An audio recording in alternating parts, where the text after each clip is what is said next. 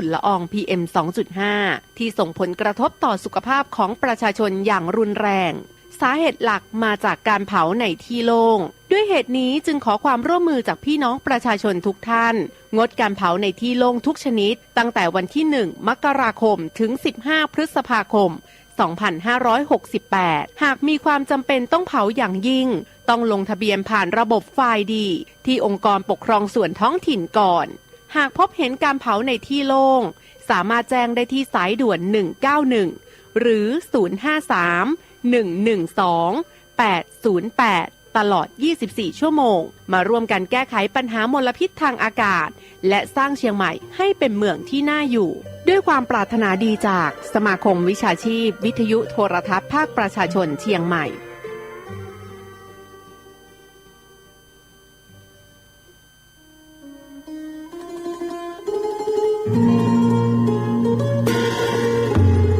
ขอเชิญร่วมงานปริวาสกรรมสืบสารงานพระศาสนาบวชเนกขมาบารมีพราหมณ์ปฏิบัติธรรมประจำปี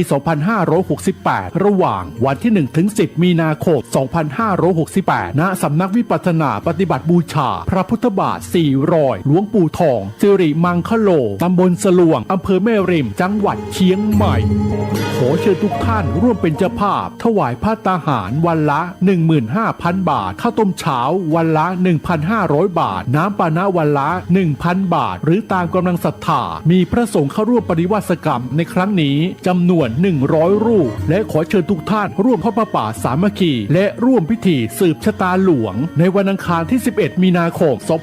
2568 วัตถุประสงค์เพื่อสร้างศาลาปฏิบัติธรรมบำเพ็ญบุญและหล่อองค์ทองเหลืองพระนางจามเทวีพระสุพรรณกัลยาสมเด็จพระนเรศวรมหาราชสมเด็จพระเอกาทศรสสมเด็จพระเจ้าตากสินมหาราชปางสมาธิหน้าตัก36 นิ้วสูง41 นิ้วและขอเชิญร่วมเป็นเจ้าภาพเททองเหลืององค์ละ 250,000 บาทพร้อมฐานที่ประทับหรือตามกำลังศรัทธากำหนดงานเวลา 9 นาฬิกาพิธีสืบชะตาหลวงเวลา 10 นาฬิกา 39 นาทีพิธีทอดผ้าป่าสามัคคีโอกาสนี้จึงขอเรียนเชิญทุกท่านร่วมทำบุญตามกำลังศรัทธาสร้างเสริมบารมีกายดีจิตใจแจ่มใสเป็นมงคลชีวิตผ่านบัญชีธนาคารกรุงไทยสาขาโลตัสแม่แตงชื่อบัญชีพระกิตินัทพรพิชิตวัฒนากิจและนางสาวสุวรินทร์อินสวรรค์แม่ชีและนายณรงค์ศรีทิพันธ์เอกเลขที่บัญชี 8760648481สอบถามข้อมูลเพิ่มเติมได้ที่ 081-783-6514-092-323-4798 อย่าลืมวันที่ 1-11 มีนาคม 2568 เชิญร่วมงานปริวาสกรรมและทำบุญทอดผ้าป่าสามัคคีณสำนักวิปัสสนาปฏิบัติบูชาพระพุทธบาท400หลวงปู่ทองสิริมังคโลตำบลสลวงอำเภอแม่ริมจังหวัดเชียงใหม่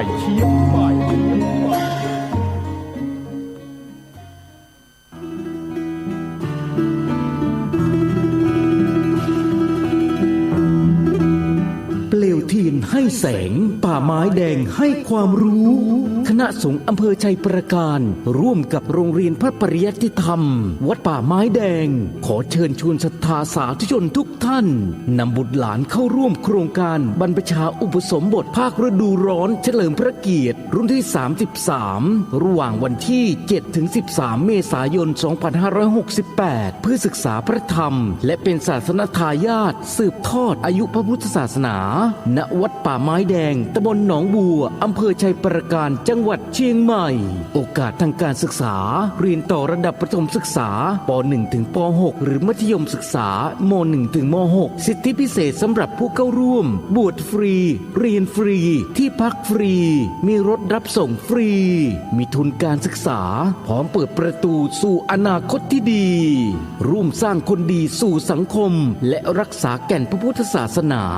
สนใจสมัครบวชหรือติดต่อสอบถามเพิ่มเติมได้ที่ 081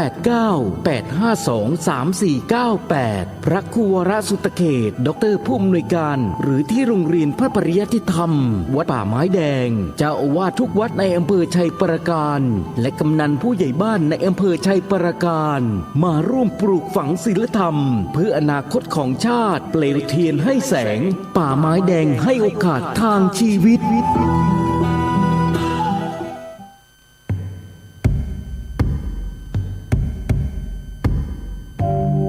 ประชาชนชาวเชียงใหม่ที่เคารพทุกท่านบัดเดี๋ยวนี้จังหวัดเชียงใหม่กำลังเผชิญกับปัญหาหมอกควันและฝุ่นละออง PM 2.5 ที่ส่งผลกระทบต่อสุขภาพของประชาชนอย่างรุนแรงสาเหตุหลักมาจากการเผาในที่โล่งด้วยเหตุนี้จึงขอความร่วมมือจากพี่น้องประชาชนทุกท่านงดการเผาในที่โล่งทุกชนิดตั้งแต่วันที่ 1 มกราคมถึง 15 พฤษภาคม 2568 หากมีความจำเป็นต้องเผาอย่างยิ่งต้องลงทะเบียนผ่านระบบไฟล์ดีที่องค์กรปกครองส่วนท้องถิ่นก่อนหากพบเห็นการเผาในที่โล่งสามารถแจ้งได้ที่สายด่วน191หรือ053-112-808ตลอด24ชั่วโมงมาร่วมกันแก้ไขปัญหามลพิษทางอากาศและสร้างเชียงใหม่ให้เป็นเมืองที่น่าอยู่ด้วยความปรารถนาดีจากสมาคมวิชาชีพวิทยุโทรทัศน์ภาคประชาชนเชียงใหม่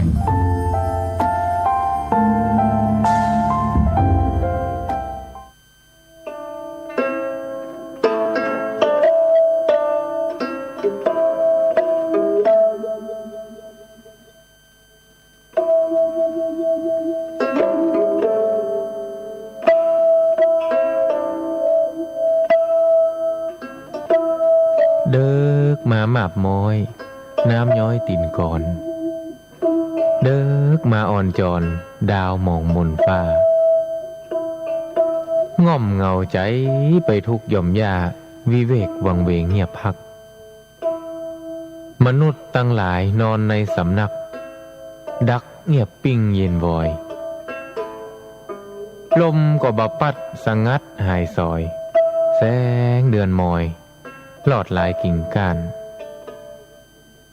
หันวุยวายแสงไฟตามบ้านมะนาวเย็นคิงสะต้อนง่อมงันจับใจป่อไหมยอดมอนมานักหน่วงค้อนหรือดีเสียงลมปัดไม้สอดไซนนทรีเคล้าเสียงดนตรีกวีข้าวเศร้าดังก้องแสนเสียงสำเนียงคนเท่าดิดเด่งปันเมาสะต้านบ่กึดหาไผหือใจเหี่ยวม่านปล่อยใจว่าอันตุยลมมีปินหัวจ้างแนบข้างประสมสุขแสนอารมณ์บ่ถามใครได้มีปินหัวจ้างแนบข้างประสมสุขแสนอารมณ์บ่ถามใครได้บ่ถามใครได้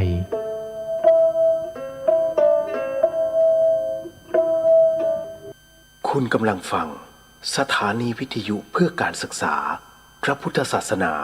และวัฒนธรรม FM 104.5 เมกะเฮิรตซ์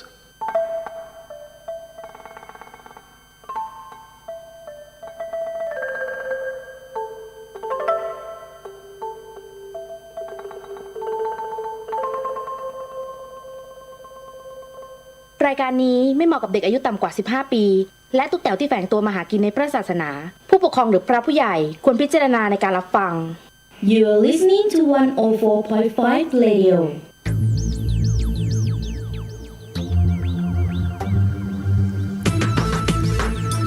สวัสดียังเป็นทางการฮะคุณผู้ฟังครับมาแล้วฮะนี่คือรายการเดอะเฮียนทาง FM 104.50 เมกะเฮิรตซ์จังหวัดเชียงใหม่ฮะฐานประจำการอยู่ที่วัดฝายหินเป็นประจำทุกวันนะครับนะฮะก็เรียกว่า เป็นธรรมะวาไรตี้ซึ่งก็จะออกทุกภาคดึกๆนะก็เป็นกันเองฮะถือว่าเราเป็นครอบครัวนะครับยังไงก็ตามทุกๆคำตอบ นะฮะทุกๆคำถามของเรานั้นย่อมมีคำตอบเสมอคุณผู้ฟังสามารถที่จะโทรเข้ามาได้นะฮะ053-810-406นะฮะ053-810-406อันนี้คือเรียกกันสดๆเนาะแต่วันนี้คงมีเรื่องราวพอสมควรเลยทีเดียวฮะกับคำถามหลายๆครั้งนะฮะเวลาไปตรงไหนก็แล้วแต่จะถามเรื่องการเกิดของพระธาตุหรือว่าอย่างที่ประเทศจีนเอามานะก็คือในส่วนของพระทันตธาตุขององค์พระสัมมาสัมพุทธเจ้านะหลายท่านก็ ถามว่าจริงหรือนะทำไมใหญ่จังเดี๋ยวมามีคำตอบให้ทั้งหมดทั้งมวลฮะ เอาละฮะก็ต้องบอกว่าในวันนี้เนี่ยยังคงมีเรื่องราวพอสมควรแล้วพอดีผมวันนี้ไปตรวจร่างกายเพราะว่ามันต้องตรวจหัวใจเนาะเป็นคนที่หัวใจมีแค่3ห้อง นะอีกห้องหนึ่งว่าง ไม่ใช่นะฮะคือด้วยความที่เราเป็นกล้ามเนื้อหัวใจตายฉับพลันเมื่อต้องใช้ว่าทั้ง11 ปีที่แล้วนะฮะต้องเข้าสู่ปีที่12สินะฮะประมาณ11 ปีที่แล้วเนี่ยซึ่งในส่วนของตัวผมเองเนี่ยถึงกับน็อกไปเลยก็คือเรียกว่าตายไปในระยะเวลา45 นาทีนะครับเพราะฉะนั้นเนี่ยทุกๆเรื่องราวทุกๆการเขาเรียกการเก็บภาพและความรู้สึกของมันเนี่ยมันจะอยู่กับตัวเราตลอดเวลาผมก็ต้องถามกลับไปกับคุณผู้ฟังนะฮะว่า หลายๆท่านเนี่ยอาจจะไม่เชื่อว่าเฮ้ยมันจริงเหรอว่าเราเก็บข้อมูลตรงนั้นได้ละเอียดจริงเหรอคุณผู้ฟังท่านใดที่เคยประสบอุบัติเหตุไหมฮะอย่างเช่นรถล้มก็ได้รถล้มรถคว่ำหรือลื่นแบบคือเหมือนกับลื่นตกบันไดหรือว่าลื่นกับพื้นธรรมดานี่นะแล้วมีแก้วเกิลอยู่ในมือภาพต่างๆเนี่ยที่ท่านลื่นล้มนะฮะตั้งแต่การเหยียบพื้นแล้วเท้ามันลื่นขึ้นมาจนกระทั่งบั้นท้ายของท่านหลังของท่านห่วงท่านลงไปสู่พื้นแล้วก็ฟาดลงทุกการเคลื่อนไหวมันจะถูกบันทึกเป็นฉากเลยเหมือนภาพนี่ไงปับแชะเหมือนหนังเลยฮะนะฮะเหมือนการคนที่เคยขับรถคว่ำนะฮะคนที่เคยขับรถและประสบอุบัติเหตุคว่ำเนี่ยเขาจะจำเหตุการณ์นั้นได้อย่างแม่นยำเพราะภาพเนี่ยมันจะออกมาภาพมันจะแบบเหมือนกับตัวเราพลิกตะแคงนะฮะแล้วก็เชะเห็นทุกอย่างทุกอนูเก็บได้หมดรายละเอียดเป็นไหมฮะนั่นแหละฮะนั่นคือความรู้สึกของเราซึ่งเราไม่สามารถจะถ่ายทอดให้ใครได้รับรู้ได้บอกเฮ้ยทุกนาทีที่มันเกิดอุบัติเหตุเนี่ยเราเนี่ยรู้สึกหมดเลยนะถูกไหมฮะแต่คราวนี้ก็คือว่าหลายคนคิดว่ามันจะไม่จริงก็ไม่อยากให้เกิดขึ้นนะฮะเพราะว่าการเกิดขึ้นของภาพที่เป็นภาพติดตาเนี่ยนะครับนั่นหมายถึงว่าท่านกำลังประสบเหตุบางสิ่งเกิดขึ้นแล้ว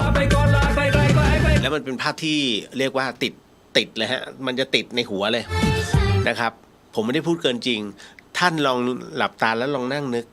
ทุกคนต้องเจอเหตุการณ์แบบนี้ฮะเพราะนั่นคือตัวกรรมง่ายๆเลยชะตากรรมของแต่ละคนไงฮะที่มันต้องประสบพบเจอเอาล่ะก็วันนี้ไปโรงพยาบาลมาก็ตรวจนะครับประกันสังคมคือปกติแล้วเนี่ยตามกฎของประกันสังคมเวลาเราเข้าไปหาคุณหมอ1ท่านต่อคนไข้1คนการซักถามการอะไรต่างๆนานาเนี่ยเต็มที่นะฮะเร็วสุด3 นาทีนั่นอันนี้คือกติกาเขานะฮะเร็วสุด3 นาทีถ้าช้าไปกว่านี้หมายถึงว่าอาจจะ5 นาทีนี่คือการทำเวลาของหมอแต่ละคนนะฮะถ้าเข้าไปปุ๊บแล้วตรวจภายในระยะเวลาไม่ถึง3 นาทีหมอผิดนะฮะคุณหมอผิดมันเป็นกฎของประกันสังคมผมก็ไม่รู้ว่าใครเป็นคนตั้งกฎเกณฑ์ตรงนี้ขึ้นมาเขาปวดหัวมากกับประกันสังคมประเทศไทยนะฮะก็ยังมีเรื่องราวอยู่ตรงนี้ฮะ เห็นไหมผมไม่ได้ติดตามข่าวการเมืองเลยนะแต่เมื่อวานนี้พูดเรื่องประกันสังคมกับพวกบัตรทอง30 บาทน่ะไม่ใช่หรอกเรื่องของเรื่องคือว่าด้านหลังของมหาวิทยาลัยเชียงใหม่เนี่ยมันจะมีร้านขายยาแล้วเขียนไว้ข้างหน้าว่าบัตรทอง30 บาทมารับยาได้มันก็เลยเป็นคำถามว่าเอาแล้วฉันประกันสังคมไม่ได้เหรอไม่ได้ฮะนี่ฮะ ก็เมื่อกี้ล่าสุดเห็นแว่วๆนะเขาบอกว่าสิทธิของผู้ที่ประกันสังคมเนี่ยที่เขาให้มาก็คือคลอดบุตรฟรีเราก็มานั่งนึกกูจะคลอดยังไงวะนะเข้าใจใช่ไหมนี่แหละผมว่ามันเป็นอะไรที่เริ่มคำว่าศีลเริ่มไม่มีในใจของบุคคลสำคัญของประเทศไทยแล้วไม่มีเลยนะฮะ โดยเฉพาะอย่างยิ่งคือการมุสาไม่ว่าการจะบิดพริ้วหรือว่าในเรื่องของการแถนะฮะหรือการยกตัวอย่างอะไรก็ตามท่านเชื่อไหมตัวจิตของเขาจะเป็นตัวบ่งบอกว่าเรากำลังโกหกประชาชนเรากำลังบิดข้อตรงนี้เพื่อให้ตัวเราถูกนั่นคือสิ่งที่มันต้องเกิดขึ้นนะฮะเพราะฉะนั้นเนี่ยผมเลยจึงมองว่าศีลเนี่ยเริ่มไม่อยู่ในส่วนของการเป็นผู้นำทางการเมืองหรือว่าคนที่รักษากฎของประเทศไทยนี่นะฮะ ก็ต้องเรียกมาบวชไหม ปล่อยเขาเราไม่ยุ่งนะวันนี้ก็ไปตรวจแล้วก็ร่างกายก็ถือว่าพร้อมพอสมควรแต่ว่าห้ามยกของหนักนะฮะห้ามทำอะไรเกินตัวนะครับ นะฮะแล้วก็ให้ออกกำลังนะเราก็มานั่งนึกเราออกนี่หว่า นะฮะแล้วก็งดของมันเดี๋ยวครั้งหน้าเจาะเลือดเป็นอะไรที่กลัวมาก นะฮะคือระหว่างแบบปืนยิงกับเข็มจิ้มเนี่ยผมเลือกปืนยิงเนี่ย นะฮะคือยิงให้ตายดีนะค่อยๆเอาเข็มมาไล่ลมเนี่ยโอ้โหอย่าเด็ดขาดแล้วผมกลัวมาก มันเสียวว่าไม่ใช่หรอกแล้วค่อยๆจิ้มเลยเอ้ยนะฮะ ไม่ได้เลยยิ่งแบบน้ำเกลือถ้าจะจิ้มเลยอย่าแบบเคยฮะ มึงจะข้อทำไมเนี่ย เขาหาเส้นเลือดเข้าใจไงแหมมันแบบมันเหมือนตุ๊กแกอินโทรอ่ะมึงจะไปตุ๊กแกไปเลยมันก็ตักตักแก จะอินโทรเพื่อ นะอารมณ์เดียวกันนะเราก็มองเป็นเรื่องตลกโอ้ยคือท่านไม่เป็นผมไม่เข้าใจหรอก นะ คือประมาณว่าเอาหอกว่าพุ่งมาหรือธนูมายิงเลยก็ได้เอายืนแอนอกแล้วแต่อย่าแบบเข็มจึ๊กโอ้มันเสียว ผมเชื่อมันว่ามีหลายคนจะเป็น นะฮะก็วันนี้นะฮะหลังจากที่ตรวจอะไรเป็นที่เรียบร้อยก็รีบกลับมาที่วัดฝายหินนะเพราะว่าคณะสงฆ์ตามตัวด่วนเขาจะเรียกผู้ที่บวชแล้วก็ลาสีขาวออกมาเนี่ยเมืองเหนือเขาจะเรียกว่าหนานนะฮะหนานนะครับก็พระท่านก็โทรพี่หนานอยู่ไหนเนี่ยจะทำห้องน้ำแล้วเนี่ยมันต้องเอาทรายมาลงแล้ว1 คันนะฮะแล้วก็ปูนต้องการปูนเอาปูนกี่ลูก5 ลูกโอเคทั้งหมดทั้งมวลเนี่ยก็เลยจัดการนะฮะเอาเป็นเงินเท่าไหร่โอนไปก่อน 4,000 นะจริงๆมันมีไม่เท่าไหร่นะฮะก็ผมมันจะเป็นคนที่เก็บปัจจัยเป็นกองกลางของวัดเอาไว้เวลาซ่อมสร้างนะฮะเราก็จะรู้นะฮะเอาท่านสั่งมาเลยคืออะไรที่มีความจำเป็นน่ะสั่งมานะฮะเราก็จะคำนวณก่อนว่ามันเหลือเท่าไหร่วะ งบประมาณนะฮะอันนั้นน่ะคือสิ่งที่มันต้องทำไงและเราก็ต้องค่อยๆจัดเพราะทุกรูปท่านก็จะให้ผมมาเป็นผู้ออกนะเขาเรียกเป็นแนวหน้าเสมอนะฮะเวลาเรียกบุญจากญาติธรรมซึ่งผมอะถ้าไม่จบเป็นงานผมจะไม่เรียกบุญนะฮะอย่างกรณีหน้าต่างจบไปแล้วนะฮะกุฏิพระจำได้ไหมจบไปแล้วสวนน้ำตกนะฮะที่มันเป็นน้ำจากดอยอ่ะที่มันแตกแล้วก็ตอนนี้ให้เป็นน้ำตกเหลืออ่างน้ำก็เหลืออยู่นิดหน่อยก็ไม่ได้ขอปัจจัยเพิ่มนะฮะเพราะว่าหาไอ้นู่นไอ้นี่มาโปะได้ไม่เป็นไรไม่รบกวนนะฮะก็เลยวันนี้ พอจะมีปัจจัยในเรื่องของการสั่งวัสดุก่อสร้างมาก็อีกบล็อกอีก200 ก้อนแต่คราวนี้มาถกกันนะฮะรายการถกไม่ได้เถียงนะ นะคุณผู้ฟังที่เนี่ยเป็นวัดนะครับบุคลากรของวัดเองนะฮะก็ชาวบ้านนี่แหละนะฮะแม้ว่าอย่างผมเองเนี่ยแม้ว่าจะมีความรู้ในบางเรื่องแต่มันไม่ใช่ทุกเรื่องพระ รูปท่านก็มีความรู้แต่มันก็ไม่ทุกเรื่องคราวนี้มันจะเป็นเรื่องสุขภัณฑ์มีปัญหากันสุขภัณฑ์มากเอาไงดีหลวงพี่ก็เอาแบบนั่งยองๆอุ้ยถ้านั่งเป็นเวทแล้วสมมติผู้มาปฏิบัติธรรมเป็นผู้เฒ่าทำไงเนี่ยมิต้องนั่งยองๆไขข้อก็มินะถ้างั้นเปลี่ยนมาเป็นแบบชักโครกแล้วชักโครกมันก็มีแบบหลายขนาดอีกผมเองก็ไม่มีความรู้เรื่องตรงนี้เลยแบบท่านมีความรู้ไหมท่านมีความรู้ไหมท่านมีความไม่มีใครรู้เอางี้ละกันให้โยมเป็นคนตัดสินผมเชื่อมั่นว่าคณะศรัทธาบางคนเนี่ยท่านถนัดเรื่องนี้นะฮะก็เลยโพสต์ลงไปว่าสังเกตไหมผมไม่ได้บอกมันร่วมบุญที่เป็นปัจจัยไม่นะฮะครั้งนี้ก็ท่านใดที่อยากจะเป็นเจ้าภาพสุขภัณฑ์นะฮะช่วยแจ้งความจำนงนะฮะแล้วก็บอกมาหน่อยก็ไม่ต้องแพงถ้าจำไม่ผิดผมเคยดูราคาไม่รู้มันใช้ได้ดีหรือเปล่านะประมาณ 2,000 นิดไอ้ที่ชักโครกนะฮะคือห้องน้ำเนี่ยมันเป็นจุดระบายความทุกข์ถูกไหมโอ้โหปวดเต็มที่เลยฮะนะฮะปวดแบบตัวเป่ง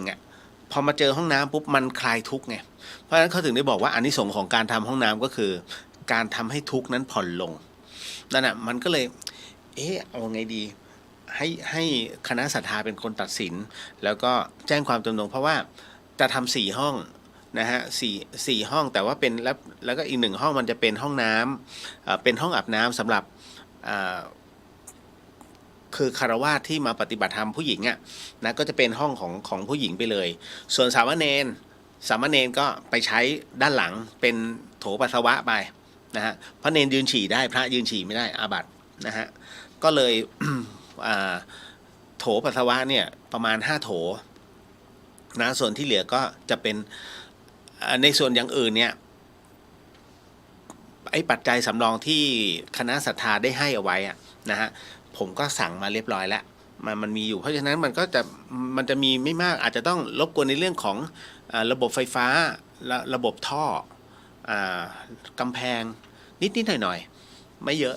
นะฮะก็ตรงเนี้ยฮะพอมันจบแล้วก็จบแหละ แค่นั้นเลยนะฮะแต่ตอนนี้ขอให้ขึ้นฐานก่อนแล้วเดี๋ยวผมจะถ่ายรูปไปให้นะฮะอันเนี้ยวันนี้ก็คือเป็นการทำงานของพระสงฆ์กับน้องเนนเพราะว่าโรงเรียนเขาหยุด โรงเรียนน้องเนนหยุดบาลีสาธิตทุกวันพระกับวันอาทิตย์นะฮะ ก็เลยช่วยกันนะฮะวันว่างของพระเนนที่นี่ก็คือวันที่จะต้องทำในเรื่องของวิริยะบารมีก่อสร้างทำนั่นทำนี่ห้ามว่างเด็ดขาดนะฮะถ้าว่างไปสวดมนต์เพราะฉะนั้นแน่นอนที่สุดด้วยความเป็นเด็กไม่มีใครยอมสวดมนต์มายอมทำงาน นะกุศโลบายวัดฝายหินนะครับ ก็เป็นอีกอันหนึ่งซึ่งวันนี้นะฮะก็เป็นการเริ่มฐานแล้วนะฮะคราวนี้ก็จะเริ่มพรุ่งนี้จะสั่งรถดินนะฮะรถดินมาถมนะ5 คันคันละ800 8 5 40 4,000 บาท นะปัจจัยเหลืออยู่1,000 กว่าบาท นะฮะก็เดี๋ยวเก็บไว้กัน เลยอันนี้บ่นเพราะว่าเราเป็นคนถือ ต้องบ่นนิดนึงนะบ่นเพื่อให้ท่านได้ยินกัน ฟังอยู่นะฮะ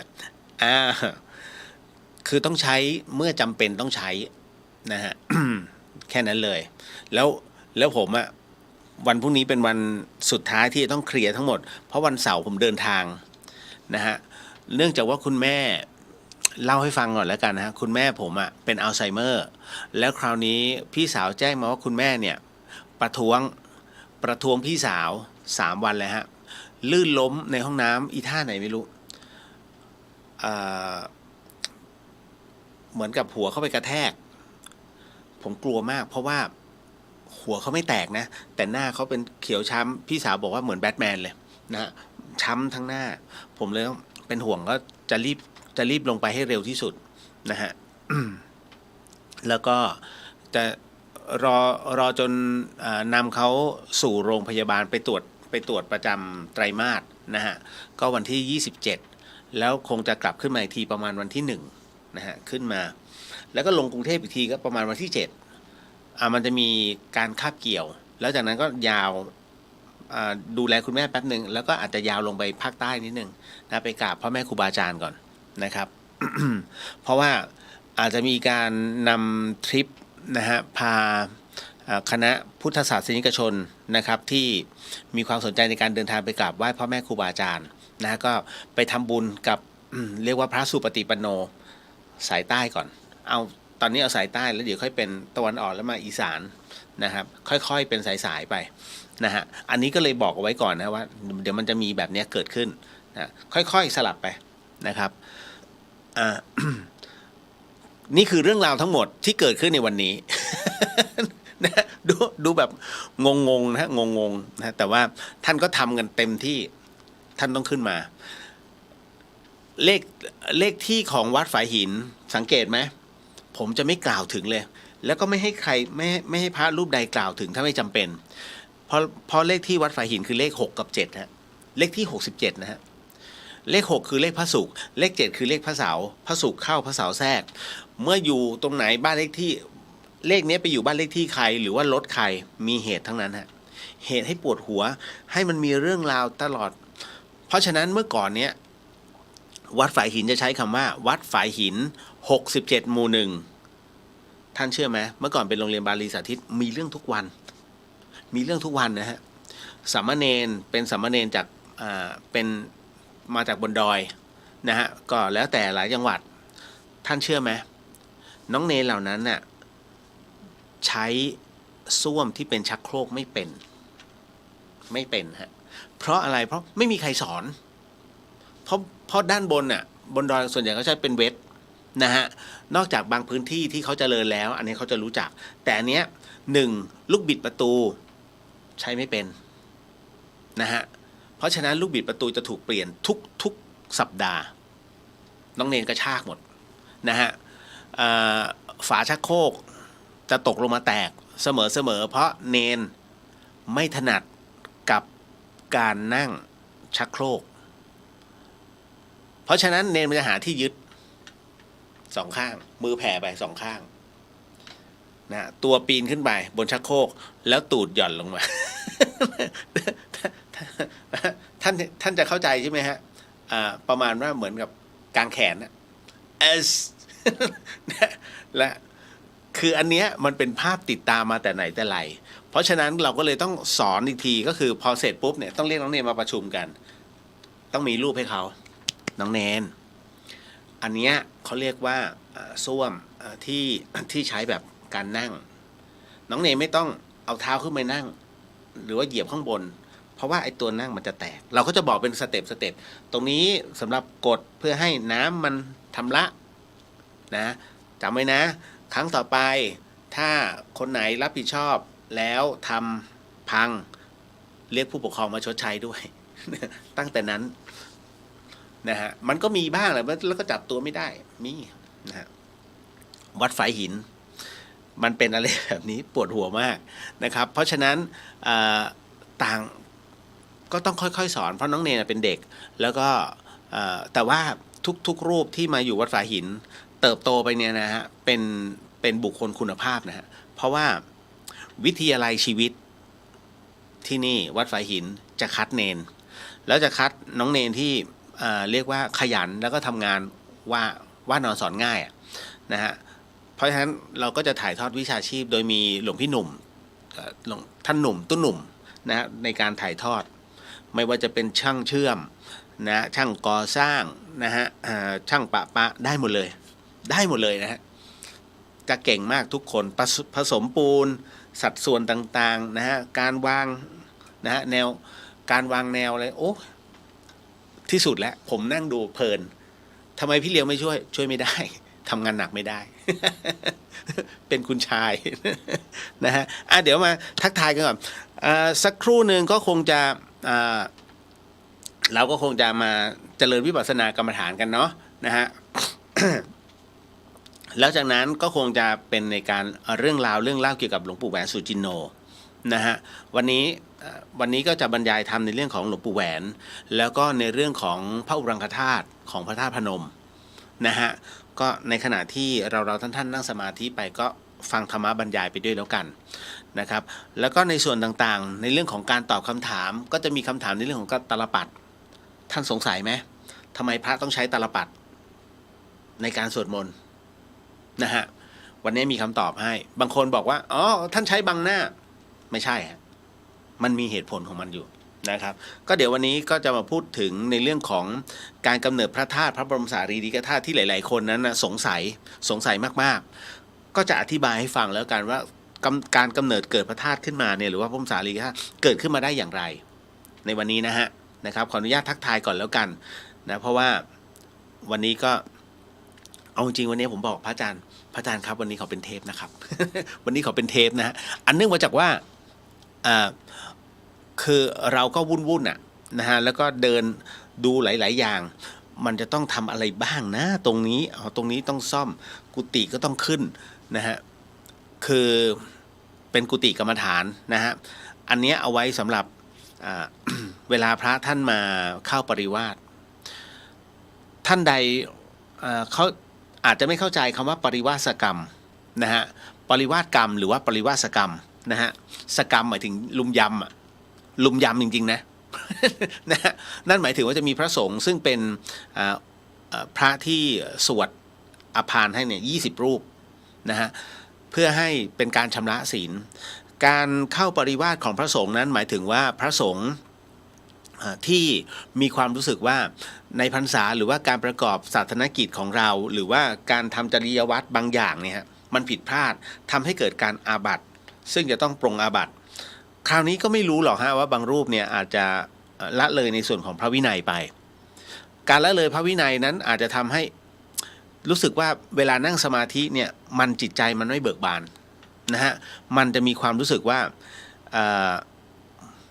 มันมีบางอย่างที่มันขัดในสมาธิรู้แล้วว่าต้องมีบางอย่างอาบัติท่านก็เลยเมื่อนึกไม่ออกเราไปทำก็คือไปเข้าปริวาสเขาเรียกว่าชำระเขาเรียกกรรมที่บุพกรรมเนี่ยหรือว่าพระวินัยที่เราผิดไปเนี่ยตั้งแต่สังฆาทิเศษมาเลยนะฮะ นะเลื่อยลงมานะฮะจนถึงอาบัติเบาเพราะนั้นเขาเรียกล้างเลยยกเว้นอนันตริยกรรมนะหรือว่าเรียกว่าคือถ้าเรียกว่าอาบัติหนักไม่ได้นะฮะ ก็เลยต้องบอกว่าเนี่ยคือพระสงฆ์นะที่จะต้องไปเข้าปริวาสนะฮะดังนั้นการที่เราท่านไปร่วมบุญไปออกโรงทานนะฮะเพื่อใส่บาตรพระสงฆ์ที่เข้าปริวาสกรรมนั้นน่ะถือว่าได้อานิสงส์นะเพราะว่าเหมือนกับเป็นพระที่ท่านรับรู้ตัวเองแล้วก็ท่านมาชำระศีลตัวเองใหม่หมดเลยนะครับก็แนะนำนะฮะถ้ามีโอกาสนะตรงไหนที่ท่านบอกอ้าวที่นี่มีปริวาสไปขอเปิดโรงทานสักวันใส่บาตรท่านตอนเช้าส่วนใหญ่พระปริวาสฉันมื้อเดียวฮะนะครับแล้วแต่บางที่ก็ฉันเจฉันมังสวิรัติแต่บางที่ก็เปิดโอกาสให้ส่วนพระธรรมยุทธ์นั้นแทบจะน้อยฮะที่จะมีปริวาสเพราะว่าพระธรรมยุทธ์นั้นท่านมีกฎอยู่ว่าถ้าสมมุติว่าคิดว่าตัวเองทำผิดไปเข้ากรรมเหมือนที่วัดฝายหินกำลังจะทำเนี่ย3 กุฏิ3 หลังนะฮะ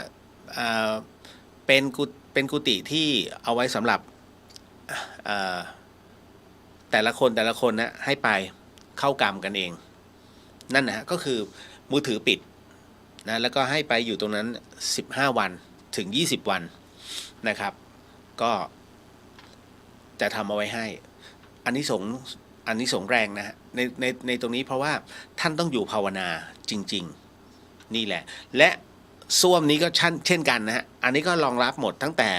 ผู้ปฏิบัติธรรมจนถึงพระที่มาเข้ากรรมนะครับก็จะรองรับเห็นไหมมันจะเวลาสร้างมันต้องสร้างให้เชื่อมโยงกันทั้งหมดทั้งมวลนี่ที่มาที่ไปฮะขออนุญาตทักทายก่อนเนาะน้องชัชโมนวันนะฮะสวัสดีครับพี่เลียวอากาศเชียงใหม่เป็นอย่างไรบ้างตอนเย็นตอนหัวค่ำตอนนี้ฮะยังพอเป็นอากาศที่เย็นอยู่ในส่วนของกลางวันร้อนมากแล้วคุณภาพอากาศแย่มากนะแย่มากครับเพราะว่าวันนี้บางทีเรา ก็คัดจมูกนะฮะก็ขออนุญาตนะขออภัยบางทีแบบพอเราฟึดลงมาเนี่ยมันก็เริ่มมีเลือดออกมาบ้างแหละนะฮะเพราะฉะนั้นก็จะใส่หน้ากาก N95 ซึ่งขาดแคลนนะ บอกเลย N95 สำหรับฝ่ายหินขาดแคลนเพราะนั้นพระเนนก็เผชิญชะตากรรมไป นะฮะ ต่อมาพี่สุวรรณยาสวัสดีค่ะสวัสดีครับพี่นะฮะแล้วก็มาถึงเดี๋ยวนะฮะตึ๊ดป้าแก้วสวัสดีค่ะคุณเลียวสวัสดีครับป้าแก้วเดี๋ยวมีโอกาสจะไปเมืองการ นะฮะต่อมาคุณเบนสวัสดีค่ะสวัสดีครับผมนะฮะแล้วก็มาถึงทักกันได้นะทักกันได้จะได้ไม่เหงาครับนะฮะคุณนัทสวัสดีค่ะทิศเดียวสวัสดีครับผมคุณเบนบอกว่าเดี๋ยวร่วมทำบุญด้วยค่ะยังไม่ขอเรียกปัจจัยอยากได้สุขภัณฑ์ นะฮะเพราะว่าบอกตรงๆนะฮะโง่มากผมเป็นคนที่โง่เรื่องสุขภัณฑ์เพราะว่าอะไรเพราะว่าอย่างกุฏิวิปัสสนาที่ผ่านมาแล้วผมเลือกสุขภัณฑ์ท่านเชื่อไหมแรกๆมันก็ดีหลังๆเนี่ยเฮ้ยท่านก็มาบอกเนี่ยพี่หนานมันรั่วเราก็ไปดูฮะมันรั่วเหรออันนั้นคือแบบถูกสุดก็คือรู้สึกจะตอนนั้น2001นะ1,200หรือ2001เนี่ยไอชุดเนี้ยของกรีนอะไรสักอย่างนะฮะที่เขาขายใน Lazada นะมันถูกไงแล้วก็เอามานึกว่ามันจะเหมือนกันทั้งหมดไม่นะฮะใช้ไปปุ๊บมันรั่วเพราะว่าเขาบอกว่าไอตัวปั๊มมันเหมือนกับบางจุดมันบางเขาถึงได้ขายในราคาถูกเราก็ไม่รู้จริงแต่ว่าไม่เป็นไรฮะคือวัดเนี้ยถ้ามันรั่วก็ซ่อมก็แค่ซ่อมก็แค่ป้ายปูนให้มันหนาขึ้นก็แค่นั้นเองไม่ได้อะไรมากมายแต่ไม่อยากรบกวนปัจจัยที่โอ้โหเอามานะฮะแบบคู่นี้ 5,000 นะครับมันคือถามว่าดีไหมมันดีนะแต่สำหรับผมมองว่าเอาแค่พอใช้นะถ้าดีเอาไว้ทำที่บ้านของเราดีกว่านี่แหละแต่ของวัดเนี่ยเอาแบบที่มันทนมือเพราะมันหลายมือเอาแค่พอดีนะฮะคุณจินชาสวัสดีค่ะวิธีแก้ปมต้องหนามชอกเอาหนามบ่งคุณเรียวก็พยายามเป็นผู้ช่วยหมอฝึกใช้เข็มฉีด โอ้ว่าไปเรื่อย แค่ผมเห็นเข็มไอ้ที่อะไรนะหมึกปิ้นน่ะที่เขาฉีดลงไปโอ้ย นะฮะก็ขนาดออกพอสวนะฮะผมก็ต้องแบบเห็นแล้วล่ะหมอต้องคือเราก็ต้องเป็นผู้ช่วย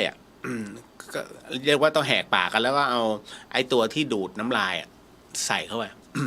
หมอต้องฉีดยาชาไงโอ้ยผม ฉีดยังหมอฉีดยัง โอ้ยที่สุดแล้วฮะ คุณจิชาโอ้ผู้สูงอายุล้มไม่ค่อยดีขอให้คุณแม่ไม่เป็นไรมากครับเดี๋ยวต้องรีบไปดูฮะแต่พี่สาวบอกว่าไม่เป็นอะไรมากคุณวิดาสวัสดีครับคุณเลียวสวัสดีครับผมนะฮะ คุณวิดาก็เป็นอีกท่านหนึ่งฮะที่ร่วมนำเอาทีวี55 นิ้วนะครับให้กับเด็กนักเรียนที่โรงเรียนบ้านขุนสาในแล้ววันนี้คุณครูส่งภาพที่อะไรนะเด็กนักเรียนไปลองน้ำที่พระท่านต่อให้ดูมีความสุขมากพระท่านก็เห็นกันทั้งวัดเพราะผมส่งไปในไลน์ของวัดนะฮะท่านก็โอ้ดีนะมันทำให้เหมือนเราไปต่อชีวิตเขาแล้วก็เขาไม่เคยเหมือนกับสัมผัสแบบนี้มานานพอสมควรแล้วเราเหมือนกับไปทำให้2 ที่เลยไงเด็กอนุบาลก็จะอยู่ในจุดของเขาเด็กชั้นประถมก็เฮฮากับน้ำดื่ม นะฮะคุณขจรศิลป์สวัสดีครับพี่เลียวสวัสดีครับผมนะฮะก็สาธุสวัสดีค่ะสวัสดีครับผมนะฮะก็ยินดีนะฮะวันนี้ที่เข้ามาหลายๆท่านสำหรับช่องอะไรนะ YouTube นะฮะ YouTube ก็เป็นช่องฝายหินเชียงใหม่วัดฝายหินเชียงใหม่นะครับเดี๋ยวขออนุญาตไหนๆก็ไหนๆเพราะเดี๋ยว วันนี้น่าจะยาว เรื่องราวน่าจะยาว เดี๋ยวผมขออนุญาตนะฮะในส่วนของการสวดในช่วงของการขึ้นพระกรรมฐานเพราะฉะนั้นเนี่ยท่านใดที่ไม่สะดวกก็ให้น้อมจิตตาม ท่านใดที่สะดวกก็บางช่วงในเรื่องของการสมทานศีลก็ให้ว่าตามแล้วกันนะอย่างที่ผมบอกเอาไว้ครับจริงๆไม่ใช่ผมบอกหรอกอาจารย์แม่ชีเพียงเดือนท่านเคยสอนเอาไว้ และหลวงพี่ภัสกรเองก็นำมาบอกกับทุกท่านเหมือนกันนะท่านก็บอกว่าคนเราเนี่ยนะมันผิดศีลกันตลอดแหละทั้งวันเพราะมันเจอโลกธรรมนะฮะไปฝืนมันไม่ได้หรอก บางทีมันเป็นการเอาตัวรอดนะฮะทำไมมาสายอ๋อรถมันติดจริงๆไม่ใช่ มัวไปซื้อลูกชิ้นอยู่ ก่อนจะเข้าออฟฟิศอะไรอย่างเงี้ยเป็นต้นเพราะฉะนั้นเป็นการเอาตัวรอดดังนั้นเนี่ยในเมื่อศีลมันพร่องไปก็ต้องเติมศีลแล้วจะทำยังไงให้เรารักษาศีลอยู่ได้เสมอท่านก็บอกว่ามันมีอยู่ช่วงหนึ่งของแต่ละวันเนี่ยที่เราสามารถรักษาศีลได้นั่นก็คือช่วงเวลาก่อนนอนฮะเพราะนั้นก่อนที่เราจะหลับลงเนี่ยให้สมทานศีล 5หลังจากที่สมทานศีล 5นั้นเสร็จปุ๊บเราก็หลับเลยในช่วงที่เราหลับเนี่ยเราไม่มีการผิดศีลอยู่แล้วดังนั้นผู้ที่ถือศีล 5เป็นอาจินนะฮะท่านบอกว่า อันที่หนึ่งในส่วนของความเป็นพระโสดาบันเนี่ยนะฮะเพราะเรามีอารมณ์เป็นศีลนะพระโสดาบันเนี่ยอยู่แค่เอื้อมแต่ต้องพยายามหนักเพราะว่าเราไม่ได้รักษาตลอดวันนะเราไม่ได้รักษาตลอดเวลานะอย่างที่สองก็คือว่าอบายต่างๆเนี่ยนะฮะมันห่างเราจะเริ่มห่างเพราะว่าเราเริ่มมีศีลคราวนี้ก็จะมีบางคนบอกว่าพี่ผมทำชั่วมาตลอดเลยแล้วอย่างเงี้ยถ้าผมจะมาสมทานศีลเนี่ยแล้วศีลมันจะช่วยอะไรผมได้โอ้โหผมเจอคำนี้เข้าไปนะแบบก็เลยบอกว่าช่วยได้ดิทำไมจะช่วยไม่ได้ สมมุติว่าผมก็บอกเองว่ายน้ำอยู่ตลอดเวลาเนี่ยนะฮะแต่วันเนี้ยเห็นกิ่งไม้จะคว้าไหมล่ะถ้าคิดว่าอยากจะว่ายต่อก็ไป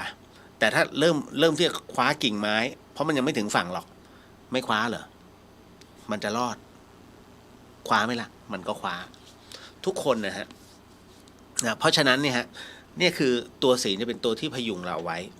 นะครับเพราะฉะนั้นเดี๋ยวก็ตรงนี้เดี๋ยวให้กล่าวตามแล้วกันนะในช่วงกรรมฐานก็กล่าวตามนะฮะส่วนใน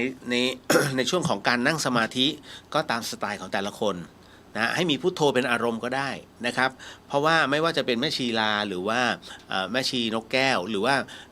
แม่ชีหลายๆแม่ชีท่านก็มีพุทโธเป็นอารมณ์บางคนฝึกในสายของท่านสยดก็นับไม่ใช่สัมมาอรหัง นะพองหนอยุบหนอนะฮะก็แล้วแต่สไตล์ของแต่ละท่านนะครับไม่ได้จำกัดเลยแต่ขอให้รวมจิตเป็นหนึ่งให้ได้ก็พอนะฮะผมขออนุญาตแล้วกันในเรื่องของการขึ้นบทสวดนะครับสาธุสาธุสาธุ นะโมตัสสะภะคะวะโตอะระหะโตสัมมาสัมพุทธัสสะนะโมตัสสะภะคะวะโตอะระหะโตสัมมาสัมพุทธัสสะนะโมตัสสะภะคะวะโตอะระหะโตสัมมาสัมพุทธัสสะปุริมันจติสังราชาทัตตารัตโธปัสสะสติคัตภานังอธิปติมหาราชายาสสิโสปุตตาปีปัสสะภะโวธัมมานามาหพลายทิมันโตชุติมันโตวันวันโตยสัทธิโนโมธัมมานาทังสุ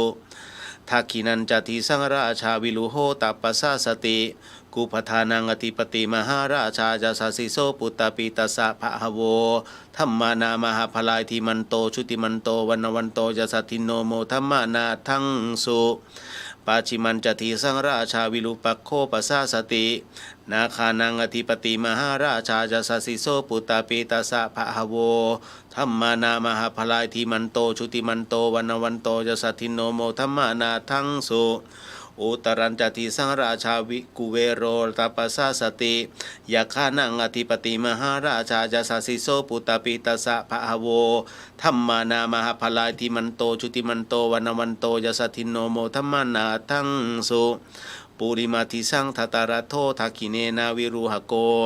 ปาจิเมนาริรูปโคกุเวโรตรังทิสังจัตตารโรเตมหาราชาสามันตาจตุโรทิสาทันทลมานาทังสุ สักเคกาเมจรูเปคิริสีคารตเตจันตริเควิมาเนทีเปรเทจคาเมตรุวนาคาหเนเคหาวัตุมหิเคเตภุมมาจยันตุเทวาชลทลวิสเมยคะคันทพนาคาติทันตาสันติเกยังมุนีวาระวจนังสาทโวเมสุนันตุธรรมสวนกาโรอยัมพัทันตาธรรมสวนกาโรอยัมพัทันตาธรรมสวนกาโรอยัมพัทันตา ต่อไปเป็นการสมทานศีล 5อันนี้เดี๋ยวผมขออนุญาตนำนะและท่านก็ว่าตามพุทโธธัมโมสังโฆศีลข้อ 1ไม่ฆ่าสัตว์ศีลข้อ 2ไม่ลักทรัพย์ศีลข้อ 3ไม่ประพฤติผิดในกามศีลข้อ 4ไม่พูดเท็จศีลข้อ 5ไม่ดื่มสุราและของมึนเมาบัดนี้ข้าพเจ้าตั้งใจรักษาศีลแล้วบัดนี้ข้าพเจ้าคือผู้มีศีลข้าพเจ้าผู้มีศีลละอายต่อการทำความชั่วกลัวต่อผลของบาปกรรมข้าพเจ้าผู้มีศีลมีหิริโอตปะมีกายเป็นมนุษย์มีใจเป็นเทวดาเป็นมนุษย์เทโวผู้เข้าถึงความเป็นสหายกับเหล่าเทวดาทั้งหลายณบัดนี้ข้าพเจ้าทั้งหลายขออดโทษลดกรรมที่ข้าพเจ้าได้เคยประมาทพลาดพลั้งในช่วงวันนี้ลงในฉับพลันและขอให้กรรมดีที่ข้าพเจ้าหรือเหล่ากัลยาณมิตรได้ทำไว้นั้นขอจงมาแทรกส่งผลบุญนี้ให้ข้าพเจ้าได้มีความสุขและประสบผลสำเร็จตลอดไปเทินสาธุสาธุสาธุต่อไปก็เป็นการขึ้น สมทานในเรื่องของกรรมฐานนะฮะ เดี๋ยวผมตั้งนะโมก่อนแล้วก็เดี๋ยวค่อยว่าตามเนาะนะโมตัสสะภะคะวะโตอะระหะโตสัมมาสัมพุทธัสสะนะโมตัสสะภะคะวะโตอะระหะโตสัมมาสัมพุทธัสสะนะโมตัสสะภะคะวะโตอะระหะโตสัมมาสัมพุทธัสสะว่าตามนะครับอิมังวิปัสสนากรรมฐานังปูเชมิทุติยัมปิอิมังวิปัสสนากรรมฐานังปูเชมิตติยัมปิอิมังวิปัสสนากรรมฐานังปูเชมิสาธุ นะฮะ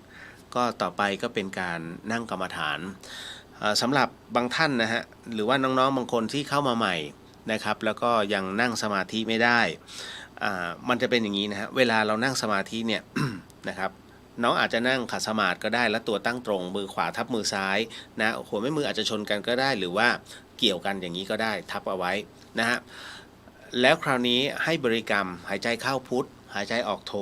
ยาวๆนะฮะหายใจเข้าลึกๆนะฮะมาร์กเอาไว้ที่สะดือแล้วก็ค่อยๆหายใจออกยาวๆผ่อนออกไปนะก็โทนะพุทธโทธัมโมสังโฆนะฮะแล้วแต่แล้วคราวนี้ นะครับถามว่าจิตมันจะสงบไหมมันจะไม่สงบหรอกครับน้องนะฮะอันนี้พี่เลียวบอกไว้ก่อนนะสำหรับ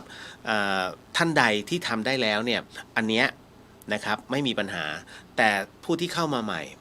น้องจำไว้อย่างว่าเวลาน้องนั่งนิ่งๆนะฮะพอหลับตาลงเนี่ยฮะเสียงต่างๆมันจะเข้ามาแต่คราวนี้ภาพสำคัญที่ภาพฮะภาพต่างๆเนี่ยมันจะมารบกวนน้องภาพอะไรฮะภาพอะไรก็ตามที่น้องเคยทำเอาไว้แล้วมันเป็นข้อผิดพลาดหรือเป็นการเอาชนะเรียกได้ง่ายว่า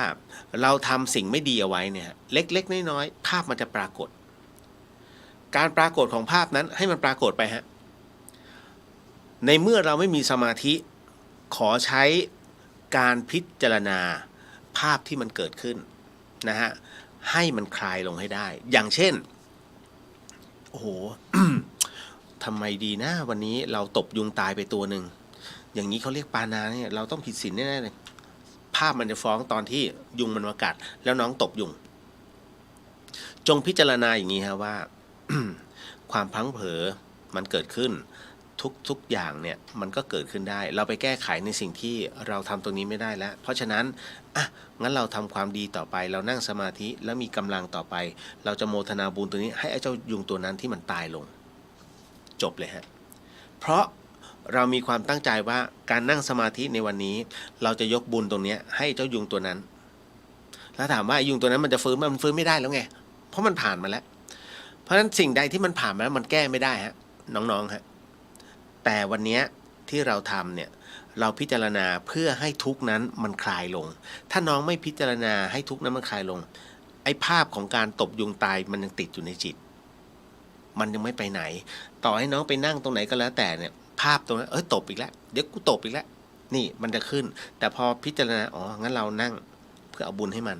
จะคลายลงทันทีฮะภาพตรงนั้นถามว่าติดไหมติดแต่ไม่ติดอยู่ในตัวของกรรมเพราะเรามีความตั้งใจนะที่จะทำดีเอาบุญกุศลนี้ให้มันจบเลยนี่คือ1เรื่องที่2มาเราก็พิจารณาต่อไปเพราะฉะนั้นการนั่งสมาธิคือการพิจารณานั่นแหละนะฮะพิจารณาเรื่องราวแต่ถ้ามันหมดเรื่องราวแล้วคราวนี้พิจารณาร่างกายของเราพิจารณาดวงจิตของเรานะไม่ให้ไปติดกับตัวไหนเลยให้มันกรอบให้มันว่างให้ได้นะเพราะฉะนั้นนี่คือหลักของการนั่งสมาธินั่นเองเนาะพอเข้าใจคร่าวๆแล้วนะฮะคราวนี้ก็เราก็มาเริ่มในส่วนของการนั่งสมาธิกันถ้าพร้อมแล้วก็ขอให้ทุกท่านนั้นนะนั่งอยู่ในท่าที่เรียกว่าสบายของตัวเราเองนะฮะแล้วก็ถ้าพร้อมนะตรงนี้ นะฮะเอามือประสานนะครับหายใจเข้าลึกๆแล้วก็หายใจออก ค่อยๆหลับตาลงนะฮะหลับตาลงด้วยสถานี FM 104.50 เมกะเฮิรตซ์จังหวัดเชียงใหม่นะที่ผมกำลังนั่งจัดอยู่ตรงนี้เป็นสถานีวิทยุมันไม่สามารถจะปล่อยให้ช่วงเวลาตรงนี้เป็นช่วงเวลาของการเดดแอร์นั่นคือไม่มีเสียงเลยก็ไม่ได้ก็เลยจำเป็นที่จะต้องขอให้ในช่วงเวลาตรงนี้เป็นการบรรยายธรรมไปนะฮะก็ดังนั้นหากท่านใดที่เรียกว่าอยู่ในสมาธิแล้วเข้าสมาธิแล้วนะฮะก็ขอให้รับฟังหรือว่าตัดบ่วงของเสียงตรงนี้ออกไปให้ได้นะครับเพราะจิตมันจะเข้ามาเรื่อยๆจิตจะเข้ามาอยู่เรื่อยๆตามเสียงนะฮะวันที่2เดือนกรกฎาคมของทุกปีเป็นดิถีคล้ายวันมรณภาพของหลวงปู่แหวนสุจินโนผู้เป็นพระเถระฝ่ายวิปัสสนาธุระวันที่2กรกฎาคมปี 2568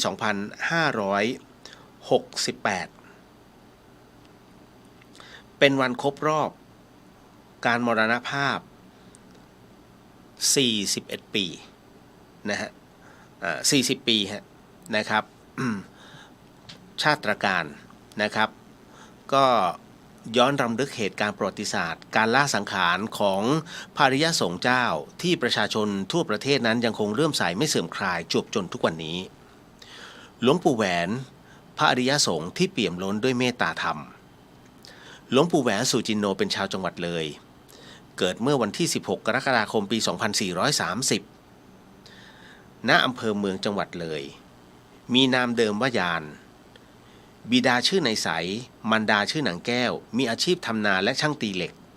หลวงปู่นั้นมีพี่น้องด้วยกัน2 คนซึ่งท่านนั้นเป็นคนที่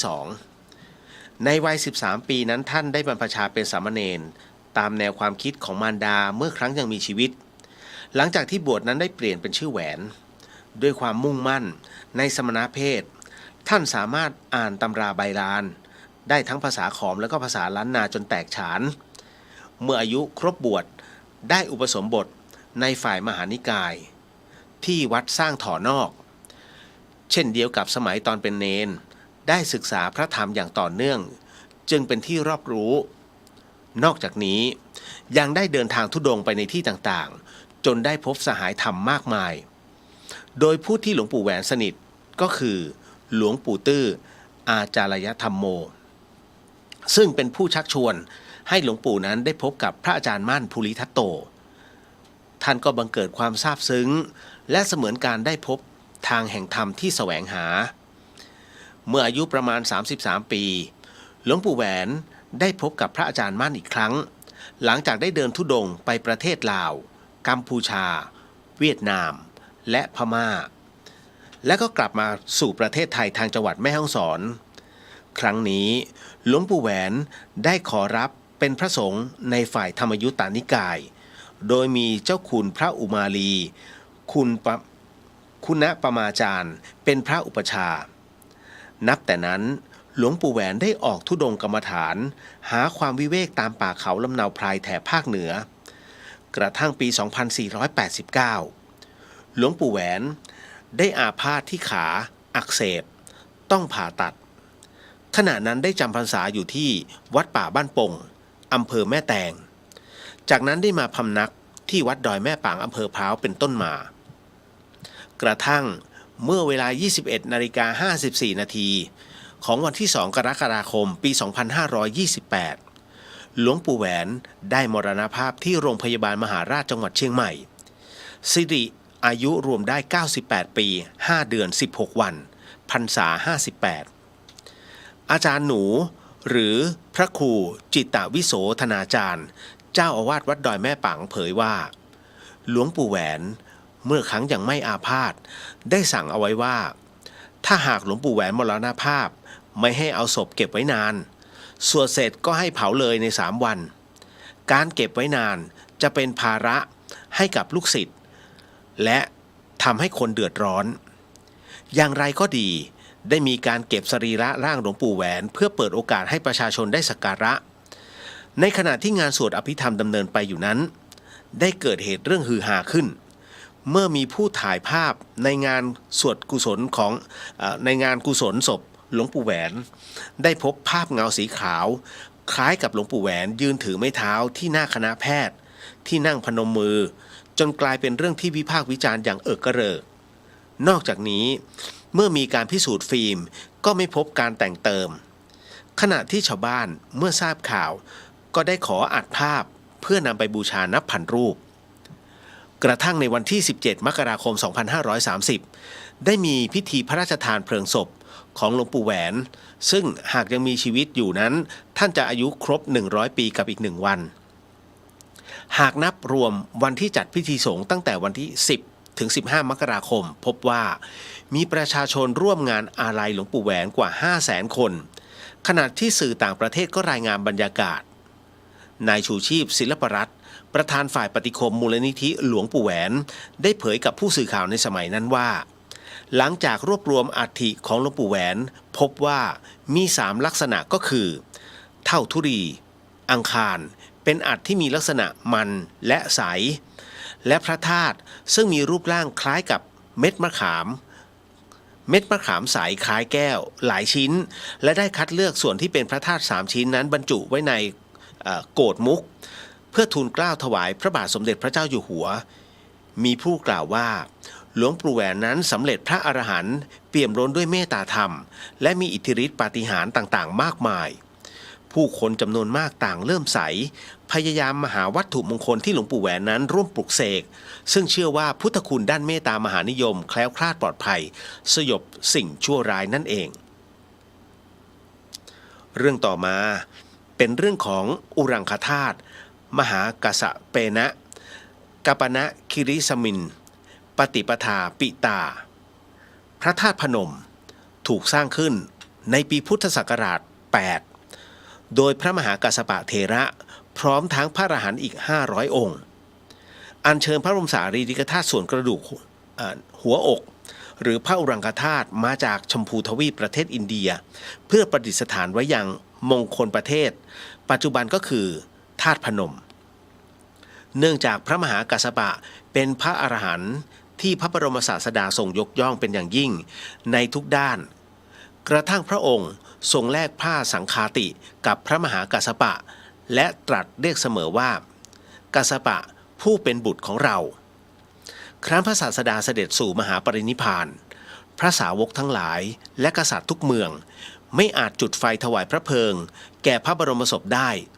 จนกระทั่งพระมหากัสสปะธุดงค์ออกจากป่ามาถึงครั้นกล้มลงกราบพระสรีระที่ปลายพระบาทก็ปรากฏอัศจรรย์พระบาททั้งสองได้ยื่นออกจากผ้ากำพละที่ห่อพระศพไว้ถึง500 ชั้นทะลุผ่านพระหีบทองทึบให้พระมหากัสสปะได้กราบซบลงจากนั้นเตโชธาตุก็ลุกโพลงนั่นหมายถึงว่าไฟนั้นก็เกิดเผาสรีระขึ้นเองแผดเผาพระสรีระอยู่7 วันจนหมดสิ้นคงเหลือแต่พระอัฐิธาตุ7 ชิ้นที่ไฟนั้นไม่อาจทำลายได้ก็คือพระอุณหิตกระดูกกระหม่อม 1. พระเขี้ยวแก้วฟันส่วนเขี้ยวทั้ง4พระรากขวัญกระดูกไหปลาร้าทั้งสองนอกนั้นแตกย่อยลงอย่างใหญ่มีสันฐานเท่าเมล็ดถั่วแตกอย่างกลางเท่าเมล็ดข้าวสารอย่างเล็กเท่าเมล็ดพันธุ์ผักกาดรวมกันตวงได้16 ธนานจากนั้นโทนพราหมณ์ผู้ได้รับการตั้งให้เป็นคนแจกจ่ายพระบรมสารีริกธาตุได้ทำการเก็บเอาไว้พระธาตุธาตุพระเขี้ยวแก้วพระทันตธาตุพระเขี้ยวแก้วเบื้องขวาซี่บนไว้เป็นสมบัติตัวโดยซ่อนไว้ที่ผ้าโพกศีรษะปรากฏว่าพระอินทร์ส่องทิพยเนตรมาเห็นนะฮะความไม่ซื่อตรงของโทนพราหมณ์ก็คิดว่าตาพราหมณ์คนนี้ไม่บังควรได้ของดีวิเศษเป็นเลิศประเสริฐในโลกเช่นนี้ด้วยไม่อาจทำสักการะวิธีอันสมควรแก่พระบรมธาตุได้จึงตัดสินใจลงจากดาวดึงส์เทวโลกมาเพื่อขมายต่อไปคือนำต่อไปอีกหนึ่งไปประดิษฐานไว้อย่างพระจุฬามณีเจดีย์สถานในสวรรค์ชั้นดาวดึงส์ส่วนพระเกี้ยวแก้วเบื้องขวาซี่ล่างถูกอัญเชิญไปประดิษฐานอยู่ที่กลิงคราชปัจจุบันไปอยู่ที่ลังกาทวีปเมืองแคนดี้ในประเทศศรีลังกาพระเขี้ยวแก้วเบื้องซ้ายซี่บนประดิษฐานที่เมืองคันธาราชแถบตะวันออกกลางแถบเมืองบามิยันพระเขี้ยวแก้วเบื้องซ้ายซี่ล่างประดิษฐานอยู่ณนาคพิภพ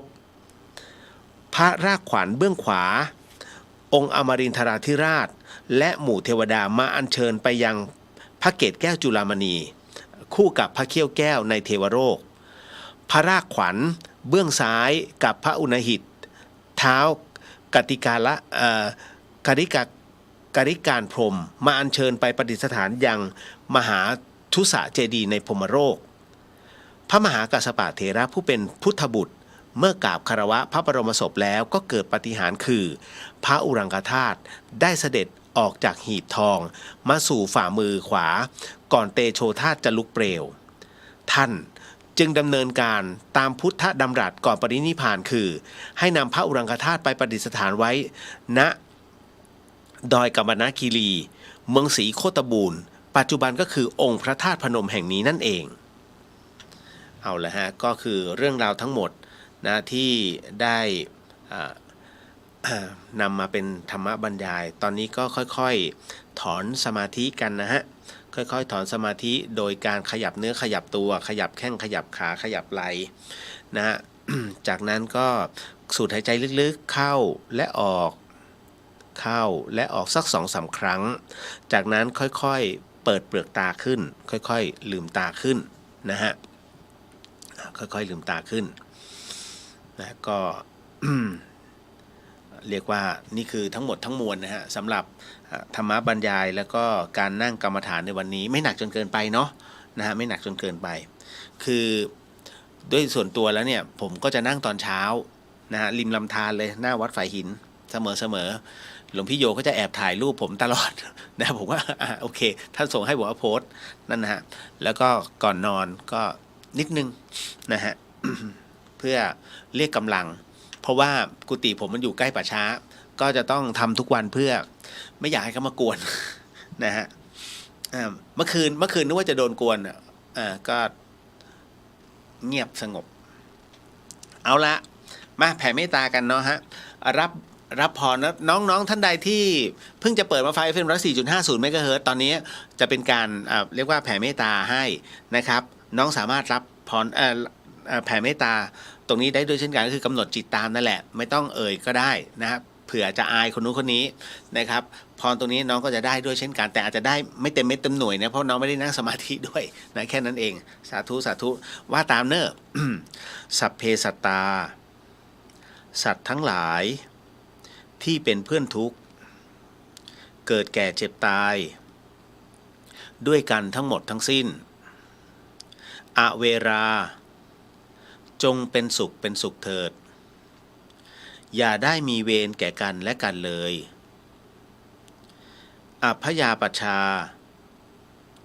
จงเป็นสุขเป็นสุขเถิดอย่าได้พยาบาทเบียดเบียนซึ่งกันและกันเลยอนีคาจงเป็นสุขเป็นสุขเถิดอย่าได้มีความทุกข์กายทุกข์ใจเลยสุขีอัตตานังปริหารันตุจงมีความสุขกายสุขใจรักษาตนให้พ้นจากทุกภัยทั้งสิ้นเถิดท่านทั้งหลายที่ท่านได้ทุกข์ขอให้ท่านมีความสุขท่านทั้งหลายที่ท่านได้สุข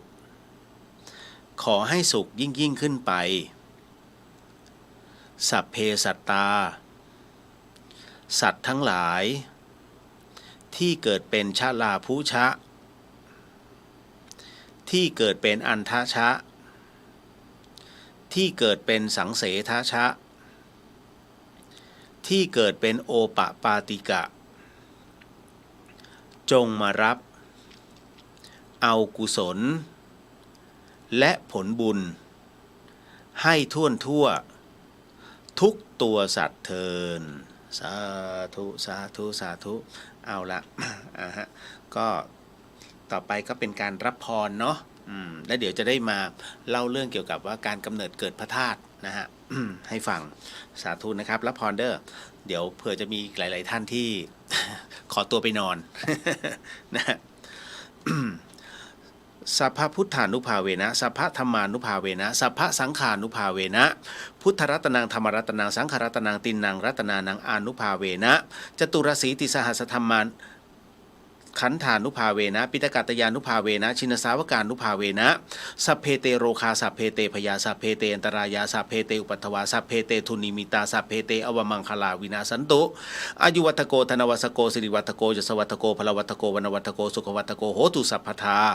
ทุกขโรคพยาเวราโสกาสตุจุปัฏฐวาอเนกาอันตรายาปิวินะสันตุจเตชะสาชัยสิทธิธนังลาพังสุทธิภคยังสุขังพลังสิริอายุจวันโนจะโพคังวุฒิจะยสวาสตวสาจะอายุจะชีวสิทธิพระวันตุเตสาธุสาธุสาธุนะฮะ ก็เป็นอันเรียบร้อยเนาะสำหรับวันนี้ฮะก็มีผู้สงสัยแล้วก็สอบถามผมในเรื่องของพระทันตธาตุผมต้องบอกนิดนึงนะฮะว่า สงสัยได้นะฮะแต่อย่าได้ไปประมาทเพราะว่านี่คือสิ่งที่ชาวพุทธหวงแหนมากไม่ว่าจะส่วนใดก็ตามของพระบรมสารีริกธาตุนั้นนั่นหมายถึงว่าเป็นส่วนหนึ่งส่วนใดนะของกระดูกของพระศาสดาของเรานะฮะก็จริงๆอย่างที่เมื่อกี้ได้ว่าไว้นะว่าการเกิดพระบรมสารีริกธาตุนั้นเนี่ยของพระพุทธเจ้าทำไมมันมากมายเหลือเกินอย่างที่เมื่อกี้ได้อ่านนะฮะบท ที่ในการตอบข้อธรรมนะเกี่ยวกับของอุรังคธาตุนะก็คือจริงๆแล้วพระพุทธเจ้านั้นท่านได้อธิษฐานเอาไว้เพราะเห็นในการไกลในภายภาคหน้าเนี่ยศาสนาพุทธของเราเนี่ยก็จะมีประเภทบุคคลที่จริงหรือใช่หรือนะฮะพระพุทธเจ้านั้นไม่มีตัวตนหรอกท่านเห็นการไกลนะตรงนั้นท่านจึงได้อธิษฐานนะในส่วนของกระดูกของท่านเนี่ยฮะว่าหลังจากที่ท่านได้มรณภาพลงนะฮะได้ปรินิพพานไปนะก็จะให้หลังจากที่ไฟนั้นได้เผาเป็นที่เรียบร้อยแล้วท่านจึงให้ตัวของ พระบรมสารีริกธาตุที่เกิดขึ้นเนี่ยให้เอาไว้ถึง16ทนานด้วยกันซึ่งเยอะมากนะฮะแม้กระดูกของคนเราเนี่ยอาจจะไม่ถึงแต่ท่านเนี่ยพยายามจะกระจายฮะด้วย ด้วยความที่พระพุทธเจ้าท่านเนี่ยท่านเป็นพระผู้ทรงสัพพัญญูและท่านสามารถที่จะขออธิษฐานเนี่ยให้เพิ่มขึ้นได้นะจึงมีมากมายเหลือเกินคราวนี้กระดูกชิ้นส่วนต่างๆเนี่ยอย่างที่ได้กล่าวไว้ก็จะถูกจำแนกไปยังที่ต่างๆมากมายอันหนึ่งในนั้นเนี่ยของพระธาตุเขี้ยวแก้วที่เกิดขึ้นที่ประเทศจีนนะฮะก็สันนิษฐานว่าน่าจะมาจากตรงส่วนของบามิยันนะฮะแล้วคราวนี้การเกิดในส่วนของต่างๆเนี่ยขององค์พระสัมมาสัมพุทธเจ้านั่นหมายถึงว่าทั้งหมดทั้งมวลเนี่ยในเรื่องของการปฏิบัตินะฮะการเข้าใจสู่ธรรมะการเรียบเรียงในส่วนของธรรมะต่างๆให้คนเราได้เข้าใจมากขึ้นการฟอกธาตุขันธ์ของตัวเองเนี่ยฮะจึงทำให้ณตรงนี้หลักฐานก็คือการไม่มีกิเลสนะมันฟอกทั้งหมดทั้งมวลเนี่ยให้เป็นธาตุเป็นผลึกนะเป็นธาตุที่พิเศษไปกว่าคนอื่นนะดังนั้นเนี่ยเมื่อละสังขารลงแล้วก็เผานะสรีระนั้นเมื่อถูกเผาไปที่เรียบร้อยก็จะเหลือเศษพวกนี้ฮะให้เราได้สักการะบูชากันนะครับซึ่งมันเกิดจากคนธรรมดาไม่ได้ท่านลองสังเกตดูเนี่ยอย่างคนที่เรารู้จักเนี่ยพอเผาเสร็จปุ๊บเนี่ยตอนเก็บกระดูกเนี่ยเห็นไหมฮะจะเป็นกระดูกเป็นแคลเซียมป่นๆนะฮะแต่ผิดกับพระนะที่ท่านปฏิบัติอยู่เรื่อยๆเนี่ยนะครับเมื่อเผาแล้วบางส่วนเนี่ยถึงกับเป็นผลึกมันเป็นเรื่องที่แปลกนั่นนะฮะพ่อแม่ครูบาอาจารย์ท่านถึงได้บอกว่าเนี่ยนี่คือพระธาตุกับพระบรมสารีริกธาตุไม่เหมือนกันนะครับพระธาตุนั้นใช้กับพระอรหันต์ทั่วไปจนถึงปัจจุบันนะฮะจนถึงพ่อแม่ครูบาอาจารย์ที่ปฏิบัตินะฮะเป็นพระสุปฏิปันโนจนถึงปัจจุบันเมื่อเผาสรีระสังขารแล้วกระดูกจึงเป็นพระธาตุอย่างหลวงพี่ภัสกรเนี่ยฮะมิได้เป็นพระธาตุสักทีเดียวแต่มีเม็ดพระธาตุเกาะที่กระดูกเกาะที่เนื้อกระดูกนะเพราะว่าที่วัดสันติธรรมหลวงพี่ต้นเนี่ยกับหลวงพ่อศรีนวลนั้นท่านก็ส่องตอนที่นำถวายนะฮะท่านก็จะส่องกระดูกหลวงพี่ท่านก็บอกพระธาตุขึ้นนะฮะก็จึงเป็นนั้นว่าหลวงพี่ภัสกรนะฮะก็รอท่านบำเพ็ญต่อจนกระดูกแปรสภาพเองคราวนี้ ส่วนพระบรมสารีริกธาตุนั้นเราเรียกได้แค่พระองค์เดียวฮะก็คือพระองค์พระสัมมาสัมพุทธเจ้าส่วนใดก็ตามนะฮะพระบรมสารีริกธาตุนี่พระบรมสารีริกธาตุแยกให้ออกนะฮะพระบรมสารีริกธาตุเนี้ยกับซิลิก้าไอ้ที่เม็ดความชื้นไม่เหมือนกันนะฮะบางคนนั้นไปเอาเม็ดความชื้นอะไรต่างๆนานาเนี่ยมาตู่ระวังอเวจีเปิด นะฮะมันไม่เหมาะสมนะครับคือถ้าเป็นกระดูกจริงๆเนี่ยฮะมันก็จะเป็นเม็ดที่เราเห็นเป็นสันฐานเขาเรียกว่าเป็นสันฐานซึ่งสันฐานที่แตกต่างกันอย่างของคุณลุงทองดีเนี่ยเป็นส่วนใหญ่เป็นเม็ดข้าวสารนะครับส่วนอย่างเราที่ได้มามักจะเป็นเมล็ดพันธุ์ผักกาดเล็กๆที่มีอยู่นะฮะที่วัดฝายหินมีเกือบทุกขนาดนะฮะก็อันนี้คือเล่าสู่กันฟังแต่การกำเนิดเกิดขึ้นของพระธาตุเนี่ยนะฮะมันยากมากนั่นหมายถึงว่าท่านลองคิดดูนะครับจริงๆผมอยากจะให้ท่านเนี่ยไปอุดหนุนหนังสือเล่มหนึ่งนะฮะเรื่องของพระธาตุของหลวงพี่ต้นวัดสันติธรรมนะฮะท่านหลวงพี่ต้นฉายาเลยว่ะ ผมจำไม่ได้แล้ว นะอมรสิทธิอะไรสักอย่างเนี่ยนะ นะฮะคือหลวงพี่ต้นเนี่ยผมรู้จักกับท่านมาจะ20 ปีแล้วนะฮะผมอ่านหนังสือเล่มหนึ่งของหลวงพี่ต้นยุคแรกๆเลยเฮ้ยต้องไปแล้วผมก็จากวัดฝายหินเนี่ยจากธรรมสถานผมขับรถไปที่วัดสันติธรรมผมต้องการเจอพระรูปเนี่ยฮะก็ไปนั่งคุยกับท่านจนกระทั่งท่านรู้ว่าผมจัดรายการผีผมเป็นเพื่อนกับป๋อง นะท่านรู้หมดเลยแล้วก็นั่งคุยกันถูกคอนะฮะหลวงพี่ต้นเขียนไว้ดีมากครับแล้วก็เป็นวิทยานิพนธ์ฉบับป.ตรีของท่านแล้วสามารถนำมาขายได้ด้วยเอาปัจจัยมาสร้างพระต่างๆได้เยอะแล้วของหลวงพี่ต้นนะฮะ เพราะฉะนั้นเนี่ย ไอ้ตรงนี้นี่เองนะครับที่บอกน่าอ่าน เพราะว่าท่านเอาพระธาตุของครูบาอาจารย์ทั้งของหลวงปู่แหวนของหลวงปู่เสาและก็ของครูบาอาจารย์อีกของพ่อพรหมด้วยมั้งถ้าจำไม่ผิดนะฮะเอาไปให้อาจารย์ที่อยู่ฝ่ายอัญมณีคณะธรณีวิทยาของมช.ผมจำชื่อไม่ได้ที่เขียนในหนังสือเอาไปให้อาจารย์ท่านเหมือนตรวจมวลสารน่ะเหมือนตรวจมวลสารเลยนะแล้วมันออกมาเป็นกราฟมันออกเป็นกราฟว่าอันเนี้ยมันมีคล้ายๆแบบแคลเซียมก็มีแล้วก็มีอะไรนะธาตุความเค็มในน้ำปลาอาจารย์แกเขียนนู่นเลยอันเนี้ยมีในน้ำปลา นะฮะอันนี้น่าจะเป็นหินปูนมีหมดฮะนั่นหมายถึงว่าพอมีในน้ำปลาเนี่ยจบแล้วมีไหมล่ะอะไรที่มันมีในน้ำปลานอกจากคนนะฮะนั่นคือเป็นกระดูกของพ่อแม่ครูบาอาจารย์ซึ่งหลวงพี่ต้นเนี่ยขอไปให้ท่านได้ทำการยิงสังเคราะห์ออกมาและเป็นเส้นกราฟผมถึงเฮ้ยโอ้โหเจ๋งมากอันนี้ก็คือเป็นเรื่องราวของความเชื่อบวกกับวิทยาศาสตร์และการพิสูจน์ผมถึงได้สนับสนุนท่านว่าเวลาไปไหนผมไปถามท่านว่ายังมีสมุดเล่มนี้อยู่ไหมของคุณลุงทองดีไม่ได้ทำแบบนี้ของคุณลุงทองดีนั้นทำเป็นในรูปแบบของพระบรมสารีริกธาตุสันฐานต่างๆแต่ของหลวงพี่ต้นผมเห็นมาผมเนี่ยอ่านหนังสือเกี่ยวกับพระธาตุน่าจะมา 4-5 คนแล้วนะครับที่เขียนออกมาแต่คนที่เขียนอารมณ์ว่าไม่ใช่นักวิชาการไม่ใช่นักวิชาการจ๋าเลยแล้วเป็นหลวงพี่ต้นแล้วผมมองว่าของหลวงพี่ต้นน่าอ่านที่สุดเพราะแกพูดถึงในเรื่องของการปรับของผลึกน้ำผมถึงต้องมานั่งดูว่าไอ้มาซารุอิโมโตะเนี่ยอิโมโตะไม่ใช่อิโมโตะ มาซารุอิโมโตะมันเป็นใครวะนะฮะมันถึงได้มาวิจัยเรื่องกับผลึกน้ำผมถึงมารู้ไงฮะว่าอ๋อมันเป็นอย่างนี้มันอย่างนี้ผมถึงประติดประต่อได้เรื่องราวต่างๆเพราะไอ้หนังสือฉบับนี้ของท่านแล้วต่อยอดในการศึกษามันน่าสนุกมากนะมันเป็นเรื่องที่อัศจรรย์มากคุณคือใครจะว่ายังไงก็แล้วแต่ว่าเรื่องพระธาตุเรื่องพระบรมสารีริกธาตุมันเป็นไปไม่ได้หรือเป็นเรื่องงมงายเป็นเรื่องของท่านนะฮะแต่ผมจะเล่าให้ฟังว่าสิ่งที่มันเกิดขึ้นกับร่างกายมนุษย์กับผู้ที่มีศีลนะฮะแล้วก็cover ตัวเองทั้งหมดทั้งมวลเนี่ยแล้วล้างมลทินทั้งหมดในตัวได้เนี่ยภายในชาติเดียวก็คือชาติภพเนี้ยนะที่เป็นอยู่มันมีจริงแล้วตัวนี้เป็นตัวบ่งบอกเพราะฉะนั้นเดี๋ยวต้องบอกก่อนนะฮะการเกิดพระธาตุนะครับ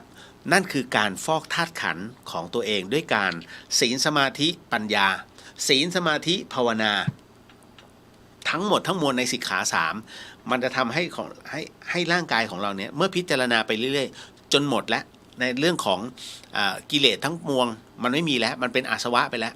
พอถึงตรงนั้นเสร็จปุ๊บเนี่ยความเข้าใจในธรรมะท่านจบแล้วฮะพอจบเสร็จปุ๊บถามว่าท่านเหล่านั้นเป็นพระอรหันต์ใช่ไหมใจเราจะรู้ทันทีว่านี่คือพระอรหันต์แต่พูดไม่ได้นะวันนั้นผมเห็นในคลิปที่บอกว่าท่านยันตะมาโอ้พระอรหันต์เตรียมตัวเหอะคือ หมายถึงว่าคนที่พูดนะฮะไม่ใช่ไว้ให้ตัวท่านยันตะคือท่านยันตะเนี่ยตอนแรกได้แต่ตอนหลังไม่ใช่ 100% นะฮะ เพราะว่าหลายๆท่านก็บอกเสียดายท่าน นะก็ถือว่าท่านเป็นผู้อีกหนึ่งคนที่คือปฏิบัติธรรมได้นะฮะแต่ว่าจะไปให้ถึงยอดหรือเปล่าผมไม่กล้าก้าวล่วงก็เป็นหน้าที่ของพ่อแม่ครูบาอาจารย์ที่ว่ากันตอนมากราบพระเขี้ยวแก้วเขาถ่ายเป็นคลิปมานะฮะแล้วก็มีเหมือนกับผู้หญิงคนหนึ่งเป็นเสียงนะฮะไม่เห็นภาพพระอรหันต์มาแล้วพระนึกในใจตายแล้วยังมีคนประเภทนี้อยู่คนที่จะชี้ได้ว่าคนไหนเป็นพระอรหันต์มีพระพุทธเจ้าพระองค์เดียวเท่านั้นนะฮะส่วนอย่างอื่นเนี่ยพ่อแม่ครูบาอาจารย์พูดกันเองได้ในหมู่สงฆ์กันเองโอ้ท่านจบแล้วท่านเป็นอะไรพระอริยะแล้วนะอย่างเงี้ยได้แต่อย่างเราท่านให้ใช้คำว่าพระสุปฏิปันโนคือเป็นอันรู้แหละว่าท่านจบแล้วนะฮะ พอถึงตรงนี้นั่นหมายถึงว่าเหล่าพระสุปฏิปันโนทั้งหลายเนี่ยท่านได้เคร่งและปฏิบัติเป็นที่เรียบร้อย การเกิดพระธาตุนั้นจะมีด้วยกัน2 อย่างนะฮะสังขารยังมีอยู่กับสังขารเสื่อมลงแล้วนะฮะสังขารที่ยังมีอยู่ก็คืออย่างพ่อแม่ครูบาอาจารย์ที่ตัดเล็บออกมานะฮะแล้วก็เป็นพระธาตุเลือดไหลออกมาก็เป็นอย่างหลวงตาสิรินะฮะหลวงตาสิริที่อยู่ที่ขอนแก่นนะอันนั้นเลือดท่านก็เป็นพระธาตุนะครับยังมีชีวิตอยู่นะฮะหลวงตาสิริยานะสิรินะฮะแล้วก็กรณีอย่างพ่อแม่ครูบาอาจารย์บางรูปที่มรณภาพลงนะครับไม่ว่าจะหลวงปู่รูปใดก็แล้วแต่พอเผาลงเนี่ยฮะกระดูกเป็นพระธาตุก็คือเป็นผลึกคำว่าพระธาตุเนี่ยฝรั่งเนี่ยนะฮะอย่างของแม่ชีเทเรซ่าเนี่ยคำว่าพระธาตุของแม่ชีเทเรซ่าหมายถึงว่าสิ่งที่จับต้องได้อย่างเม็ดกระดุมอย่างเงี้ยเขาก็เอามาเนี่ยกระดุมของเสื้อแม่ชีเป็นพระธาตุก็คือพระธาตุนะฮะอย่างพระผมไม่แน่ใจนะขอโหสิถ้ากล่าวชื่อผิดเหงียนวันดึกท่านเขียนวันดึกถ้าจำไม่ผิดนะพระเวียดนามที่เผาตัวเองประท้วงรัฐบาลเวียดนามที่เชิดชูศาสนาคริสต์นะตอนนั้นน่ะที่เอาน้ำมันราดแล้วก็จุดไฟเผาแล้วก็นั่ง ท่านได้ละสังขารอันนี้คือผู้รู้บอกว่าตอนที่ท่านได้จุดไฟเนี่ยนะและนั่งสมาธิถ้าเป็นคนอื่นจะร้อนถูกไหมฮะแต่ท่านเนี่ยขอนิพพานท่านถอดออกไปแล้วท่านถอดตั้งแต่มันขึ้นมาท่านจึงนั่งนิ่งๆและปล่อยให้ไฟเผาความเจ็บปวดไม่มีแล้วท้ายที่สุดท่านก็มรณภาพลงหลังจากที่มรณภาพลงปุ๊บเนี่ยฮะด้วยน้ำมันแค่นั้นเนี่ยมันไม่สามารถจะทำลายร่างกายทั้งหมดได้เขาก็ผ่าเอาหัวใจฮะผ่าเอาหัวใจของท่านเนี่ยเอาใส่ตู้ไว้เป็นพระธาตุเพราะฉะนั้นหัวใจที่เป็นกล้ามเนื้อนะฮะแล้วมันเหี่ยวลงแฟบลงแล้วเขาเหมือนกับจะใช้คำว่าดองไว้หรืออะไรไม่มั่นใจนะฮะขอโหสีด้วยไม่ได้ก้าวล่วงนะอันนั้นก็คือเป็นอนุสรณ์ของชาวเวียดนามว่านี่คือพระอรหันต์ของเขานะนั่นหมายถึงนี่คือธาตุของเขาแต่ของเราเนี่ยพิสูจน์ได้โดยการเมื่อเผาแล้วเป็นผลึกเกิดขึ้นจะเป็นผลึกอะไรก็แล้วแต่ที่ไม่ใช่แคลเซียมนะฮะที่ไม่ใช่แคลเซียมที่แบบผุกระดูกผุอันนั้นน่ะนะฮะและคราวนี้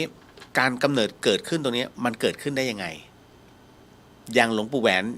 ใช่ไหมฮะที่บอกว่าเป็นแก้วเป็นเพชรใสเป็นแก้วใสๆเกิดขึ้นได้อย่างไรในหนังสือของหลวงพี่ต้นเนี่ยท่านก็บอกไว้ว่าไอ้การกำเนิดเรื่องราวเหล่านี้ท่านขุดไปเลยนะการกำเนิดผลึกอะไรสักอย่างหนึ่งบนเปลือกโลกไปเนี่ยฮะมันต้องใช้ความร้อนสูงมากคุณผู้ฟังนั่นหมายถึงว่าการเกิดอัญมณีที่เกิดขึ้นภายในเปลือกโลกเนี่ยนะฮะจากหินหลอมละลายที่อยู่ใต้พื้นโลกแล้วมันถูกดันขึ้นมาปูดขึ้นมามันเป็นแมกมาจากแมกมาเสร็จปุ๊บคราวนี้เมื่อมันปะทุถึงที่สุดแล้วพอตุ่มขึ้นมาไอ้ที่ไหลๆออกมาจากพื้นดินเขาเรียกว่าลาวามันมีความร้อนสูงแต่คราวนี้ไอ้การกำเนิดเพชรพลอยอะไรต่างๆนานาเนี่ยมันเป็นแค่เมื่อมันขึ้นมาปุ๊บเนี่ยมันเป็นแมกมาใช่ไหมแล้วมันเย็นลงพอมันเย็นลงเสร็จปุ๊บบางส่วนที่มันถูกเผาผลาญแร่ธาตุทั้งหลายเนี่ยที่ใต้ดินมันถูกเผาผลาญได้องศาได้อุณหภูมิของมันเป็นประมาณ 500,000 องศานะฮะองศาที่ 500,000 องศาอัพเลยไปจนถึง1,000,000 องศามันเมื่อมันเย็นลงปุ๊บมันจะเป็นผลึกแก้ว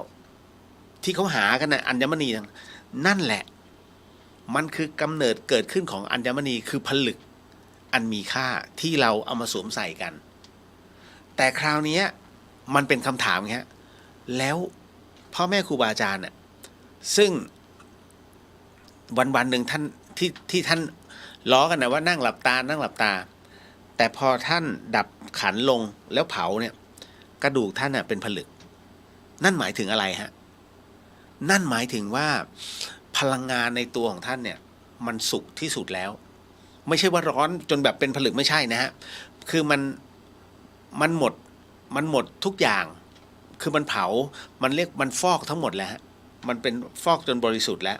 คราวนี้ความบริสุทธิ์ไม่รู้จะโชว์ยังไง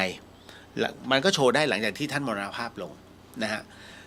เนี่ยนี่คือสิ่งที่มันเกิดขึ้นเพราะฉะนั้นทั้งหมดมันจึงเป็นเรื่องราวที่เรียงร้อยกันมานะฮะมันเป็นในเรื่องของอย่างเลือดเนี่ยเลือดโลหิตธาตุเนี่ยของหลวงตาสิริเนี่ยที่เป็นข่าวฮือฮามากแล้วเลือดแล้วเขาคือมันก็มีประเภทที่อยากให้คนนับถือเร็วๆท่านเข้าใจใช่ไหมพระต่างๆที่อยากให้มีคนนับถือเร็วๆก็จะแบบอุปมาว่าอุ้ยเลือดกูเกิดพระธาตุก็ไปเอาซิลิก้ามั่งเอาไอ้ตัวต่างๆเอามาโปะที่เป็นข่าวอะว่าโกหกอะเขาก็กลัวว่าเป็นเช่นนั้นซึ่งหลวงตาก็อนุญาตหลวงตาไปจัดการก็ออกมาเป็นผลวิจัยออกมาว่าเป็นเลือดฮะ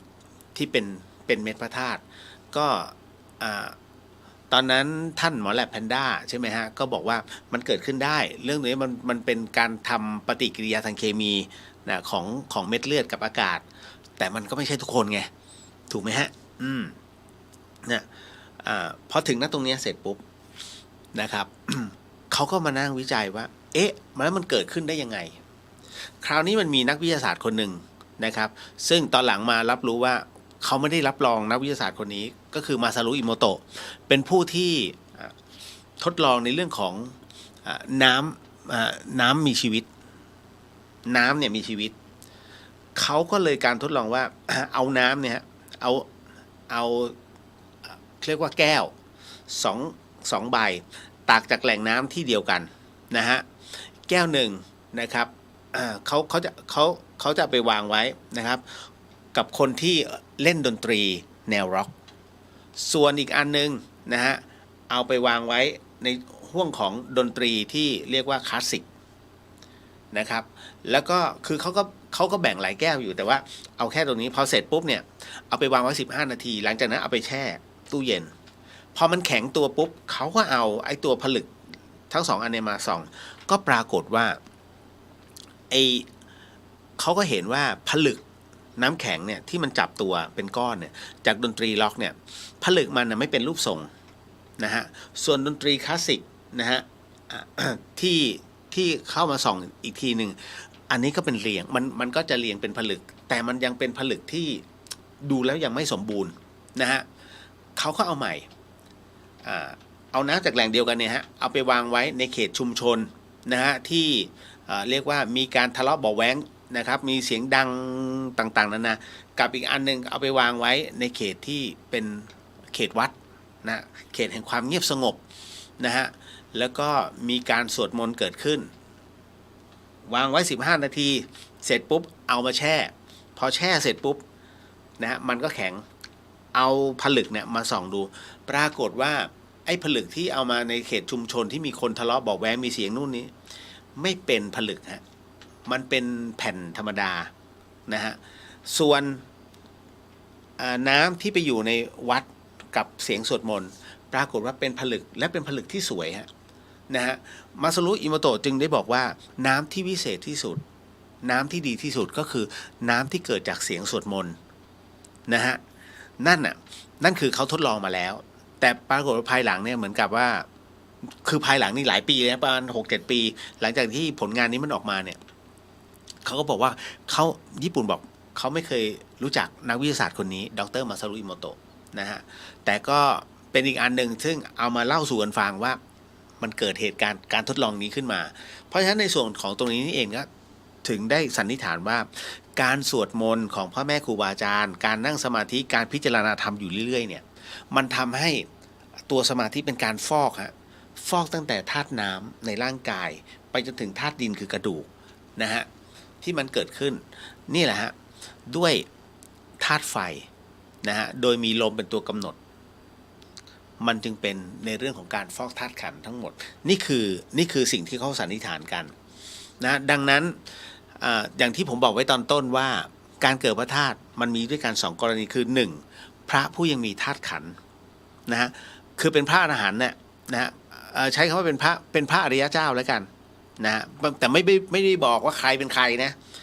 เป็นพระอริยเจ้าซึ่งยังดำรงธาตุขันธ์อยู่แต่มีขันธ์5เนี่ยนะยังเป็นเขาเรียกยังเป็นตัว เป็นตัวกิเลสอะ จะบอกกิเลสก็ไม่ได้เพราะท่านหมดแล้วเรื่องกิเลสเป็นตัวจะใช้อะไรดี ผมใช้คำนี้ไม่ถูก แต่มันยังเป็นตัวฆ่าศึกอยู่แล้วกันจะมีท่าแต่กับอีกประเภทหนึ่งก็คือที่ท่านละสังขารไปแล้ว และกระดูกเป็นพระธาตุอันนี้ก็คือท่านหมดแล้วนะครับยังมีร่างเป็นอารมณ์ให้ห่วงอยู่แค่นั้นแหละนะฮะคราวนี้พระที่ยังคงดำรงธาตุขันธ์อยู่อย่างที่ผมบอกว่าอย่างหลวงตาสิริเนี่ยนะฮะท่านก็ยังมีเลือดที่เป็นพระธาตุนะครับเส้นผมที่เกาะกลุ่มเป็นพระธาตุอย่างเงี้ยเกิดขึ้นทั้งตัวของท่านเป็นพระธาตุหมดเลย นะฮะมันก็เลยทำให้เรารับรู้แล้วว่าท่านก็ยังบอกว่าท่านก็ยังคงทำหน้าที่อยู่แต่การทำหน้าที่ของท่านก็คือทำหน้าที่สั่งสอนขัดเกลาและให้คนอื่นปฏิบัตินะในแนวที่ท่านสั่งสอนให้แนะนำให้นั่นก็คือสิ่งที่ผมกำลังก็บอกไว้ดังนั้นในส่วนของการเกิดพระธาตุต่างๆในส่วนขององค์พระสัมมาสัมพุทธเจ้าจึงไม่ใช่เรื่องแปลกนะแต่มันเป็นเรื่องแปลกสำหรับใครหลายๆคนที่ไม่เคยรับรู้ไงแล้วมันเป็นไปได้จริงเหรอมันเป็นไปแล้วครับเรื่องราวเหล่านี้นะเพราะฉะนั้นเนี่ยก็เล่าสู่กันฟังลองไปดูถ้าท่านมีถ้าเป็นเพื่อนกับหลวงพี่ต้นก็บอกท่านยังมีหนังสืออยู่ท่านขายเล่มละ299นะถ้าจำไม่ผิดนะฮะขายแพงหรือพี่ต้นขายแพง นะพาค้าขายได้ไหมพาค้าขายไม่ได้แต่ของหลวงพี่ท่านเนี่ยท่านทำเอาไว้สำหรับว่าถ้าอยากรู้ทุกอย่างย่อมมีราคาแต่ราคาของท่านเนี่ยเอาไปทำเป็นพระไปผันจัดทุกสิ่งในวัดทั้งหมดทั้งมวลนะฮะก็คงจะเห็นภาพนะครับ ผมเล่าละเอียดมากเลยนะเนี่ยเล่าซะแสบคอเลยฮะ ป้าแก้วบอกดีใจค่ะถ้ามีเวลาค้างสักคืน2 คืนฮะจะไปทำอะไรล่ะป้าแก้ว ทั้งคืน2 คืนนะฮะ ผมกินเก่งนะอย่านะ นะฮะคุณจินชาสาธุคุณเรียวนำปฏิบัติธรรมแล้วก็สาธุกับผู้ร่วมภาวนาคุณวีดาบอกว่าการนั่งสมาธิทำไมต้องเอามือประสานที่ตักสามารถเอามือไว้ที่อื่นเช่นวางไว้ที่หัวเข่าหรือกำแบมือได้ไหมได้ฮะอันนี้ได้ฮะคือการที่ถ้าประสานมือไว้เนี่ยก็คือในส่วนของท่านั่งสมาธิปางสมาธิใช่ไหมฮะขององค์พระสัมมาสัมพุทธเจ้านั่นคือเป็นการจัดสรีระเวลาเรานั่งขัดสมาธิเนี่ยฮะให้อกผายไหล่พึงเอาไว้ก็คือให้ตัวตั้งตรงหน้ามองตรงเอาไว้นะเพราะว่ามันจะเป็นแนวทิ้งดิ่งทันทีนะฮะเพื่อให้ร่างกายของเราเนี่ยได้อยู่ในสภาวะที่เตรียมพร้อมเต็มที่นะฮะในเรื่องของการนั่งสมาธิส่วนท่านใดไม่ถนัดผมถึงได้บอกว่าถนัดแบบไหนให้นั่งแบบนั้นอย่าให้มาเป็นค่าศึกในการที่โอ้ยเดี๋ยวปวดโอ้ยเดี๋ยวโอยเพราะฉะนั้นการนั่งการทำสมาธิพระพุทธเจ้าท่านไม่ได้กำหนดนะจริงๆท่านไม่ได้กำหนดท่านะไม่มีส่วนไหนที่บอกเอาต้องนั่งแบบนี้ต้องนั่งไม่เคยถามพระอาจารย์นวลจันทร์ก็ได้พระพุทธเจ้าไม่เคยแล้วแต่ว่าขอให้เรากำหนดได้รับรู้ลมหายใจได้นะฮะคุณจินนี่บอกว่ารู้สึกว่าชาวพุทธไทยมีบุญที่ท่านเสด็จมาให้เรากราบครั้งก่อนก็เชิญมาเพื่อนบอกเขาอุตส่าห์เดินทางไปอินเดียเนปาลแต่สวนทางกันโอ้ยอันนี้ก็เสียผมก็อยากจะไปกราบแต่มันมีภารกิจในเรื่องของงานพระศาสนาไม่มีโอกาสจริงฮะผมกับพระธาตุเขี้ยวแก้วนะของเมืองจีนเนี่ย2 รอบแล้วนะที่มาประเทศไทยไม่มีโอกาสจริงฮะแต่พอได้เห็นจากในไลน์ผมก็โมทนาสาธุนะหลายๆท่านสงสัยว่าพระทันตธาตุเนี่ยที่พระธาตุเขี้ยวแก้วเนี่ยซึ่งเป็นกระดูกส่วนในของท่านกระดูกส่วนกรามนะฮะฟันกรามของพระพุทธเจ้าเนี่ยนะฮะทำไมใหญ่จริงๆไม่ใช่ใหญ่นะฮะเท่ากับของเราเพียงแต่ว่าเวลาเขาถ่ายเลนส์ของเขาดีมากแล้วก็ซูมมาเนี่ยนะเขาต้องการให้เราท่านไหนให้เห็นชัดเขาก็เลยซูมมามันก็เหมือนทีวีเนี่ยใหญ่เต็มทีวีนั่นคือเขาซูมมาให้เห็นนะฮะแล้วบังเอิญว่าผมก็มองไปด้านในคือในโพรงคือฟันคนเราเนี่ยจะมีโพรงถูกไหมฮะผมก็ดูในโพรงยังมีพระธาตุเป็นผลึกสวยมากผมก็ยังขยายโอ้โหขนลุกเห็นแล้วแบบคือแค่เห็นภาพก็ชื่นใจแล้วฮะก็โมทนาสาธุกับคนที่ได้ไปไหว้นะครับผมก็เคยปรามาส ตอนที่เขาเอามาจากห้าประเทศที่แฟชั่นไอแลนด์แล้วไว้สูงๆเลยบนดกแล้วกั้นแบบคือมันจะกั้นไกลขนาดนั้นทำไมถ้ากั้นไกลไม่ต้องมาตั้งคือห่างจากน่าจะประมาณเกือบ20 เมตรประมาณสัก15 เมตรอยู่ตรงกลางแล้วมองเพื่อเพราะถ้าอย่างนั้นผมก็เลยบอกมีจริงเปล่า ผมพูดมีจริงเปล่ามีแต่รูปมาโชว์นะฮะคือพอไปอยู่ในนั้นนะเราไม่รู้ไงนะฮะว่ายังไงนั่นแหละฮะเคยไปปรามาสแบบนั้นแล้วสุดท้ายก็ผมก็ขอโหสิเราไม่รู้ไงแล้วด้วยภาวะตอนนั้นยังไม่ได้ปฏิบัติธรรมโอยังเป็นวัยรุ่นตอนนั้นยังอยู่มีเดียนะฮะโอยังซ่าอยู่วงการบันเทิงนะผมก็ซัดเลยบอกมีจริงเปล่าเจ้าที่มองเป็นแถวก็เราไม่สนไงมึงตั้งไกลขนาดนี้นั่นแหละตอนนั้นแต่ตอนนี้ไม่แหละครับ นะอ๋อท่านอมรเทวามหาสิทธาใช่แล้วหลวงพี่ต้นฮะไปขอหลวงพี่เจ้าค้ายังมีหนังสือว่าน่ะ บอกพอดีฟังรายการคุณเลียวถ้าท่านลดให้ก็ลด นะฮะมันเป็นวิทยานิพนธ์ของท่านนะคุณจินนิชาบอกว่าพระอาจารย์ภาสกรท่านเคยสอนว่าพระโพธิสัตว์ที่ยังไม่ลาพุทธภูมิท่านมิอาจเข้าถึงความเป็นอริยะได้ในช่วงที่ยังมีพระพุทธเจ้าองค์อื่นอยู่ถูกต้องฮะท่านต้องเก็บหน่วยพิจารณาเรียนรู้ถูกผิดไปจนสุดก็ยังมีสิทธิ์ตกอบายถูกครับนะฮะคือจริงๆแล้วคนที่ปรารถนาเป็นพระโพธิสัตว์คนที่เป็นพระโพธิสัตว์นั่นคือหมายถึงว่าปรารถนาจะเป็นพระพุทธเจ้าในอนาคตซึ่งรอคิวกันเพียบเลยอันนี้แค่สมัยนี้นะแล้วก่อนหน้าเราอีกเพียบเลย นะฮะก็แล้วก็ตรัสรู้ได้ในช่วงที่ไม่มีพระพุทธเจ้าองค์อื่นอยู่สรุปคือจะไม่มีพระพุทธเจ้าตรัสรู้ซ้อนกันในแต่ละช่วงกับถูกต้องฮะ คือหลวงพี่ภัตกรมักจะบอกเสมอว่าจะไม่มีบริษัทเล็กในบริษัทใหญ่นะตามนี้เลยนะครับต่อมา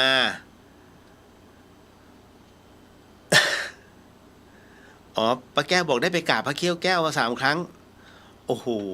อิจฉา เนี่ยตาร้อนเลยเนี่ยจับแล้วตาร้อนมาก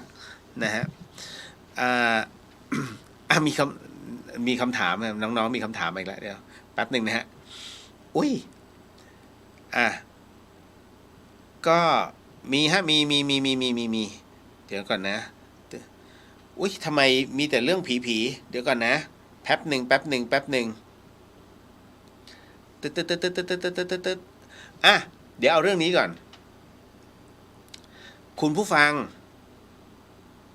งเคยสังเกตไหมครับว่าพระจะมีอาวุธประจำกายอันหนึ่งคือตาลปัด น้องเขาถามมาครับว่าทำไมพระต้องถือตาลปัดสวดน่าสนใจมากครับ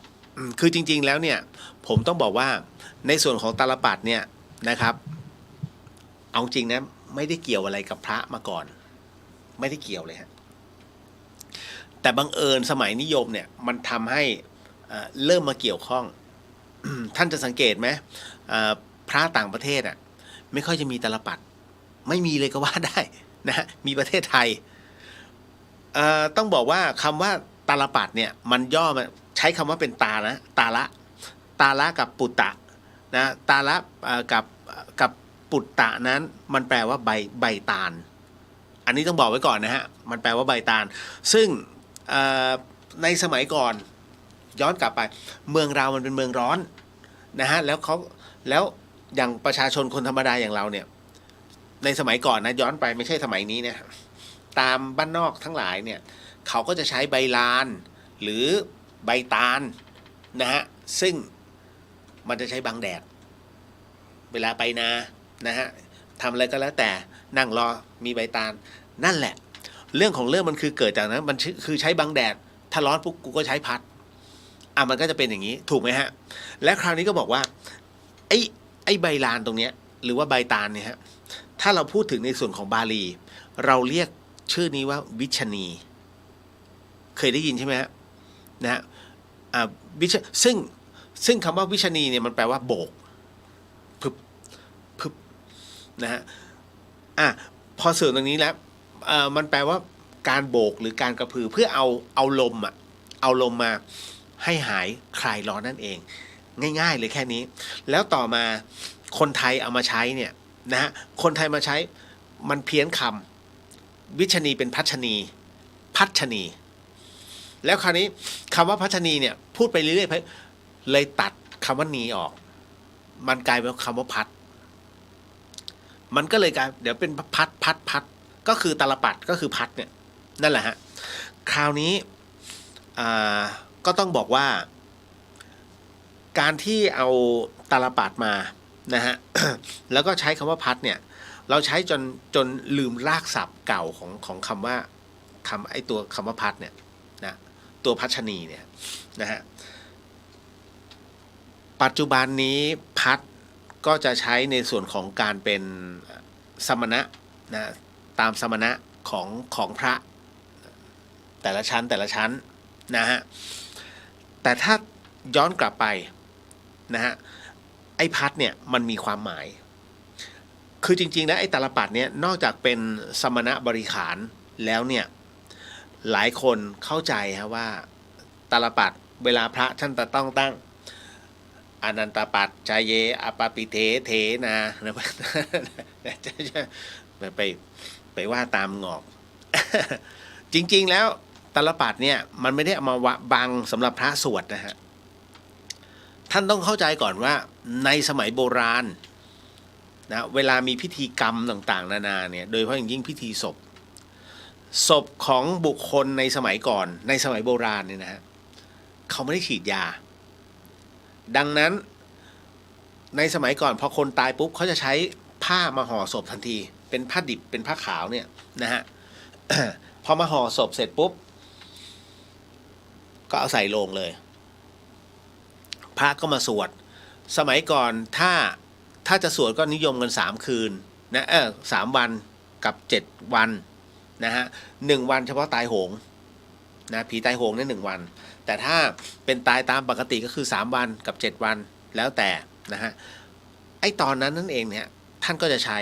ในการตาลปัดวันที่1ไม่เท่าไหร่ไอ้วันที่2ก็เริ่มเหม็นวันที่3เหม็นหนักเพราะฉะนั้นพัดเนี่ยท่านมีไว้สำหรับโบกไม่ให้กลิ่นมันโชยมาแค่นั้นเลยไม่ให้มาปัดอย่างนี้แต่ปัจจุบันเนี่ยมันกลายเป็นพิธีที่มันนั่งปักอย่างนี้นะฮะ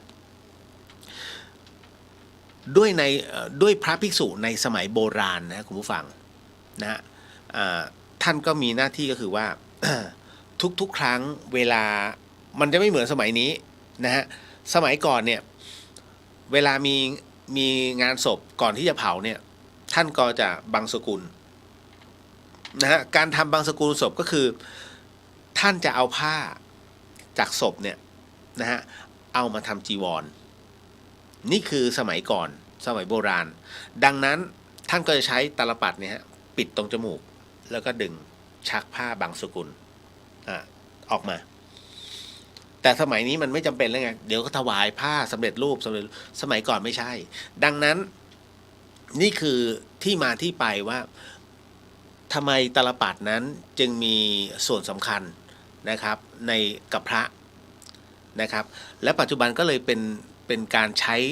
นิยมใช้ต่อเนื่องกันมาจนถึงปัจจุบันที่ผมเล่ามาเนี่ยเป็นการสรุปโดยย่อซึ่งมันมีในบันทึกของกรมสมเด็จกรมพระยาดำรงราชานุภาพได้บันทึกเอาไว้นะฮะลองไปหาอ่านเอานะตรงนี้ในส่วนของตาลปัดนะครับผมเล่าคร่าวๆให้ฟังอันนี้ที่มาที่ไปอันนี้น้องเข้าใจแล้วใช่ไหมว่าทำไมพระท่านต้องมีตาลปัดนี่แหละในหัวตอนนี้แกะไม่ออกแล้วอนันตปัจชัยเย ปวดหัวนะฮะพี่เลียวเพื่อนหนูยืมเงินไปแล้วไม่คืนนะฮะแถมยังทำเนียนมาเฝ้าหาทุกวันอารมณ์ว่าให้เลี้ยงข้าวหนูจะทวงมันยังไงดีคะโอ้ยตายแล้วอ้อยเขาปากช้างคือมนุษย์แบบเนี้ยเขาเรียกมนุษย์ด้านๆนะฮะน้องเอ๋ย ถ้าลองเป็นอย่างเงี้ยนะฮะโอกาสได้คืนมันยากมากฮะถ้าลองเขาทำเนียนอย่างเงี้ยนะครับ ที่สำคัญคุณจำไว้นะ ใครก็ตามที่ยืมเงินใครเอาไว้ เหล่านี้จะอยู่ในใจเขา ต่อให้ใกล้ตายมันก็ยังอยู่ในใจเขาผ่านไป10 ปีนะฮะตัวกรรมตัวนี้มันจะไปโผล่เขาก่อนที่เขาจะสิ้นใจจำเรื่องแม่เขียวที่ผมเล่าให้ฟังได้ใช่ไหมอารมณ์นั้นเลยฮะเป็นหนี้แค่5 บาทต้องเกิดไปเป็นวัว1 ชาติเพื่อต้องใช้แรงงานจริงๆไม่ได้มีเฉพาะเรื่องแม่เขียวมันมีหลายเรื่องซึ่งเป็นเรื่องของการเป็นเรื่องของการยืมเงินนะอย่างกรณีที่เกิดเป็นคนก็มีนะฮะท่านจะสังเกตไหมถ้าบ้านไหนอะที่มีลูกน้องฮะ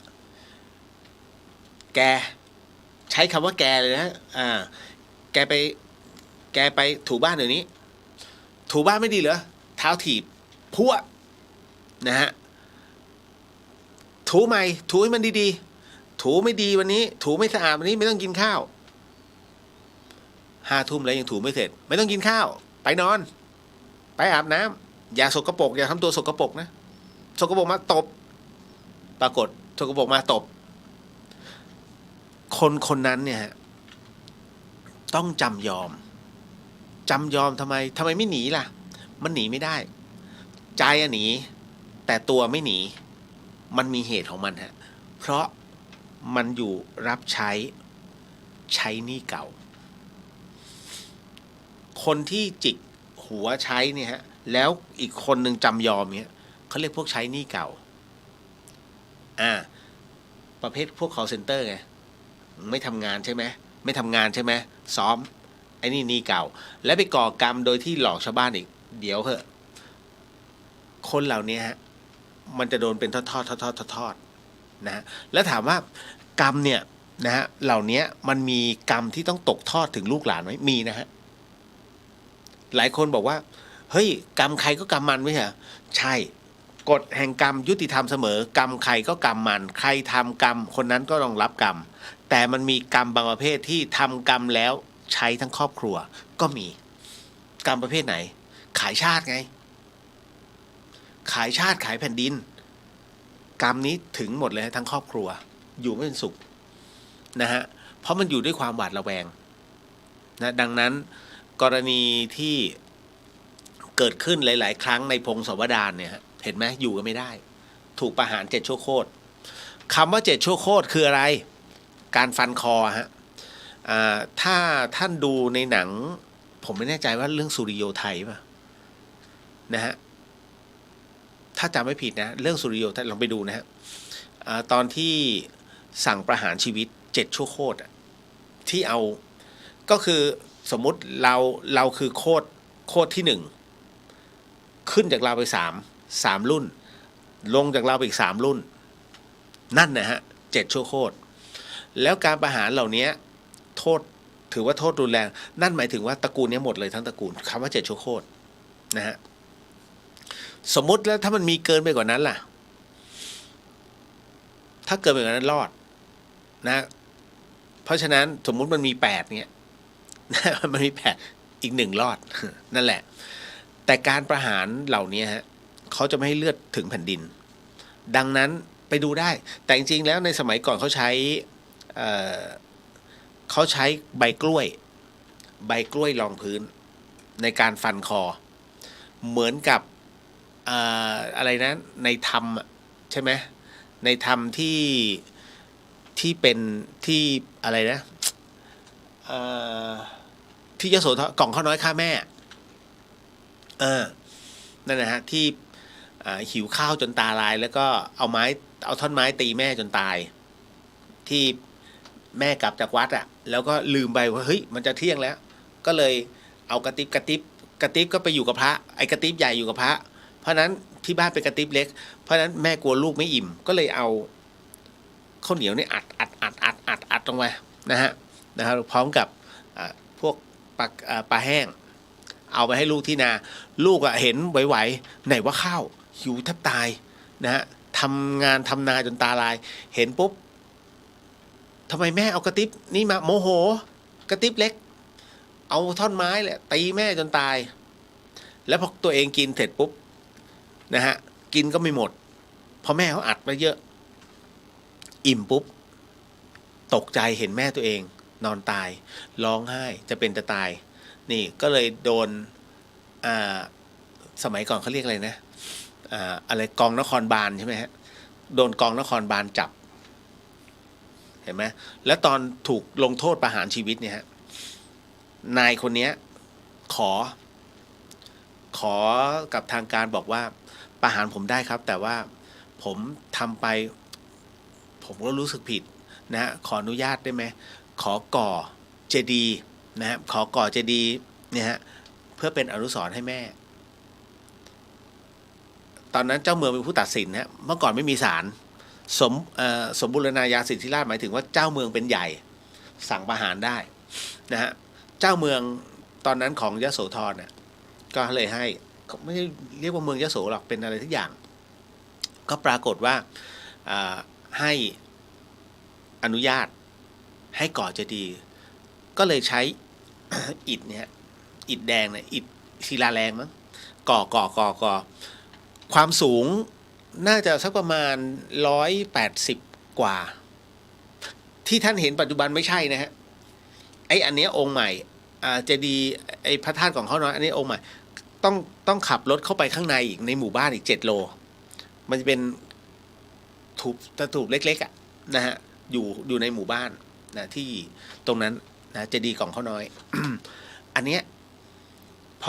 พอก่อเสร็จปุ๊บเป็นรูปเจดีย์เสร็จปุ๊บเนี่ยฮะก็เอากระดูกแม่ไปบรรจุนะครับและหลังจากนั้นก็ตรงนั้นเลยก็ประหารกันตรงนั้นไอ้ตอนที่ประหารเนี่ย โทษของการฆ่าบุพการีนั่นหมายถึงว่าเหมือนกับลูกเนี้ยเป็นลูกเนรคุณเป็นการากินีเขาเรียกเป็นการากินีของแผ่นดินเมื่อเป็นการากินีของแผ่นดินแล้วห้ามเลือดถูกแผ่นดินก็จึงเอาใบเนี่ย ใบตาลใบอะไรล่ะ ใบกล้วยเอามาวางไว้นั่นหมายถึงว่าเมื่อตัดคอแล้วเลือดที่พุ่งขึ้นมาห้ามตกพื้นดินเด็ดขาดนี่ขนาดนั้นฮะพอถึงเวลาปุ๊บก็ไอ้แท่นประหารก็อยู่ในท่ามกลางใบกล้วยใบลานนะฮะแล้วก็นั่งนะฮะเอามือมันจะเป็นหลักกางเขนนะเนาะนะฮะแล้วก็นั่งตัวผูกติดกับหลักตูดก็นั่งติดดินเท้าก็เหยียดยาวไปแล้วก็ปลายเท้าก็โดนมัดมือก็โดน ให้ไพ่หลังนะฮะแล้วก็มาพนมมือยังมีโอกาสให้พนมมือนั่นนะฮะแล้วก็ถือดอกบัวนะฮะเตรียมไปไหว้พระจากนั้นก็ปิดตาแล้วเขาก็มีเพชฌฆาตดาบ1ดาบ2เท่านั้นแหละฮะใช้เวลาในการลำดาบ3 นาทีที่เหลือก็เป็นการลงมือฟันไม่ต้องรอเพชฌฆาตดาบ2ฮะแค่ดาบแรกหัวหลุดจากบ่าเลือดก็พุ่งลงบนผืนที่เขาปูไว้นี่คือสมัยก่อนนะฮะเพราะฉะนั้นไอ้ตรงเนี้ยผมมาเรื่องนี้ได้ไงเนี่ย น้องถามเรื่องยืมนะฮะก็ให้รู้เอาไว้ว่าเป็นประเภทเนี้ยนะครับ ที่มันจะต้องเป็นทาสเราตลอดนะฮะรู้ว่าจะต้องเลี้ยง มันเนียนให้เลี้ยงข้าวก็ยังไปเลี้ยงเขาเนาะก็บอกไปเถอะบอกเฮ้ยถ้ามีก็ใช้เพราะเราก็ไม่มีนะฮะเป็นนักศึกษาด้วยกันแล้วก็ว่าไปนะฮะผมเจอคนแบบนี้เยอะนะฮะยืมไปแล้วก็โอ้ยไม่ต้องผมหรอกหลายๆคนเนี่ยพยายามมาตัดเพราะเนี่ยพี่เลียวจะทำไงเนี่ยมันยืมเงินไปแล้วมันบอกไม่มีใช้แล้วมันก็ไปเที่ยวถ่ายรูปลงโซเชียลเนี่ยนี่คือสิ่งที่ไม่ประมาณตัวเองนะฮะนั่นแหละเพราะฉะนั้นสิ่งใดที่ทำเอาไว้เดี๋ยวมันก็จะตีกลับนะครับอย่างนี้ทำมาค้าไม่ขึ้นนะไม่เจริญนะครับต่อมาเราจะจัดการกับใจเราอย่างไรหากเห็นคนตีสองหน้าเอาใจคนของเราคะโอ้โหคุ้นนะเราจะจัดการใจเรายังไงหากเห็นคนตีสองหน้าเอาใจคนของเราหมอเป็นอากาศฮะคนพวกนี้ นะครับอย่าไปใส่ใจมากมายมันไม่ได้มีจุดตรงนั้นของน้องคนเดียวมันยังมีอีกหลายๆจุดที่มีบุคคลประเภทนี้นะก็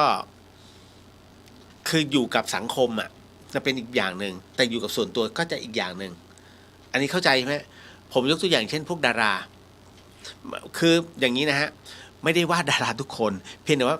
ดาราบางประเภทเนี่ยโอ้อยู่ต่อหน้ากล้องครับผมเราต้องเห็นความสุขของเด็กๆมาก่อนนะฮะตัวเราเนี่ยไว้ที่หลังเบื้องหลังปุ๊บเฮ้ยไอ้นี่เก็บไว้ก่อนอย่าเพิ่งให้กูยังไม่ได้กิน เคยเห็นนะฮะผมว่าอยู่คนเบื้องหลังผมจะเห็นอะไรเงี้ยแล้วชี้ถูกตัวไอ้คนนี้นิสัยอย่างนี้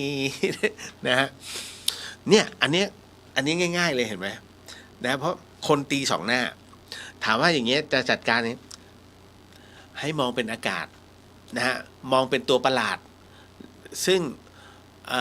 มันเข้ามาแค่รบกวนจิตใจเพราะฉะนั้นอย่าไปถือถ้าน้องถือน้องจะแบบน้องก็จะทุกข์ที่ถือแต่ถ้ามองโอ้ยช่างมันเหมือนมากระทบใจเหมือนสัตว์ประหลาดมาบุกโลกแป๊บนึงก็กูทิ้งไว้เดินหนีจบคิดแค่นี้พอฮะนะฮะก็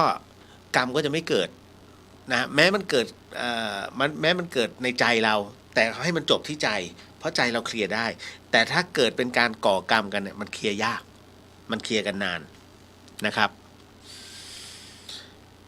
มีคนมาขุดเอามันในวัดไปอย่างนี้โทษจะมีโทษหรือกรรมอะไรไหมเอาแน่นอนดิโทษนี้ถ้าโทษคือถ้าโทษทางกฎหมายก็ลักขโมยนั่นแหละแต่ถ้าโทษทางกรรมเนี่ยนะฮะคุณผู้ฟังน้องๆครับอะไรก็ตามที่อยู่ในวัดเนี่ยนะครับถ้าสิ่งของเหล่านั้นเนี่ยมีพระเป็นเจ้าของจงขอพระท่านก่อนนะฮะถ้าไม่เจอเจ้าของให้ขอเจ้าวัดก็คือท่านเจ้าอาวาสอย่าได้หยิบไปโดยพละการเด็ดขาดนะครับแม้ว่าเราจะรู้จักทุกท่านดีเพราะนั่นหมายถึงว่าท่านกำลังเอาสิ่งของวัดเนี่ยกลับมาไม่พ้นภูมิเปรตไม่พ้นนะอันนี้ไม่พ้น 100% นะครับคืออย่างนี้อย่างวัดฝายหินเนี่ยถ้าท่านเข้ามาวัดฝายหินเห็นดอกไม้มากมายสวยงามมากนะครับแล้วอยู่ๆอุ๊ยดอกกุหลาบหลวงพี่สมมุติไปเจอหลวงพี่รูปหนึ่งนั่งอยู่หลวงพี่ขอได้ไหมเอาไปเถอะซึ่งหลวงพี่รูปนั้นไม่ใช่เจ้าของนะฮะแม้ท่านจะอนุญาตก็ไม่ได้แต่ถ้าเป็นหลวงพี่โตนะตุโตท่านโตเนี่ยท่านเป็นผู้ปลูกดอกกุหลาบเลยเนี่ยท่านจะขอดอกกุหลาบได้ไหมเจ้าคะเอาไปเลยโยมเต็มที่น้องตัดเนี่ยปุ๊บไม่ผิดนะฮะเพราะท่านเป็นคนปลูกท่านอนุญาตนะครับอย่างถ้าพี่เลียวอยากได้อย่างเงี้ยหลวงพี่ขอได้ไหมโอ้ยเอาไปเลยได้ทุกขณะผมอนุญาต นะ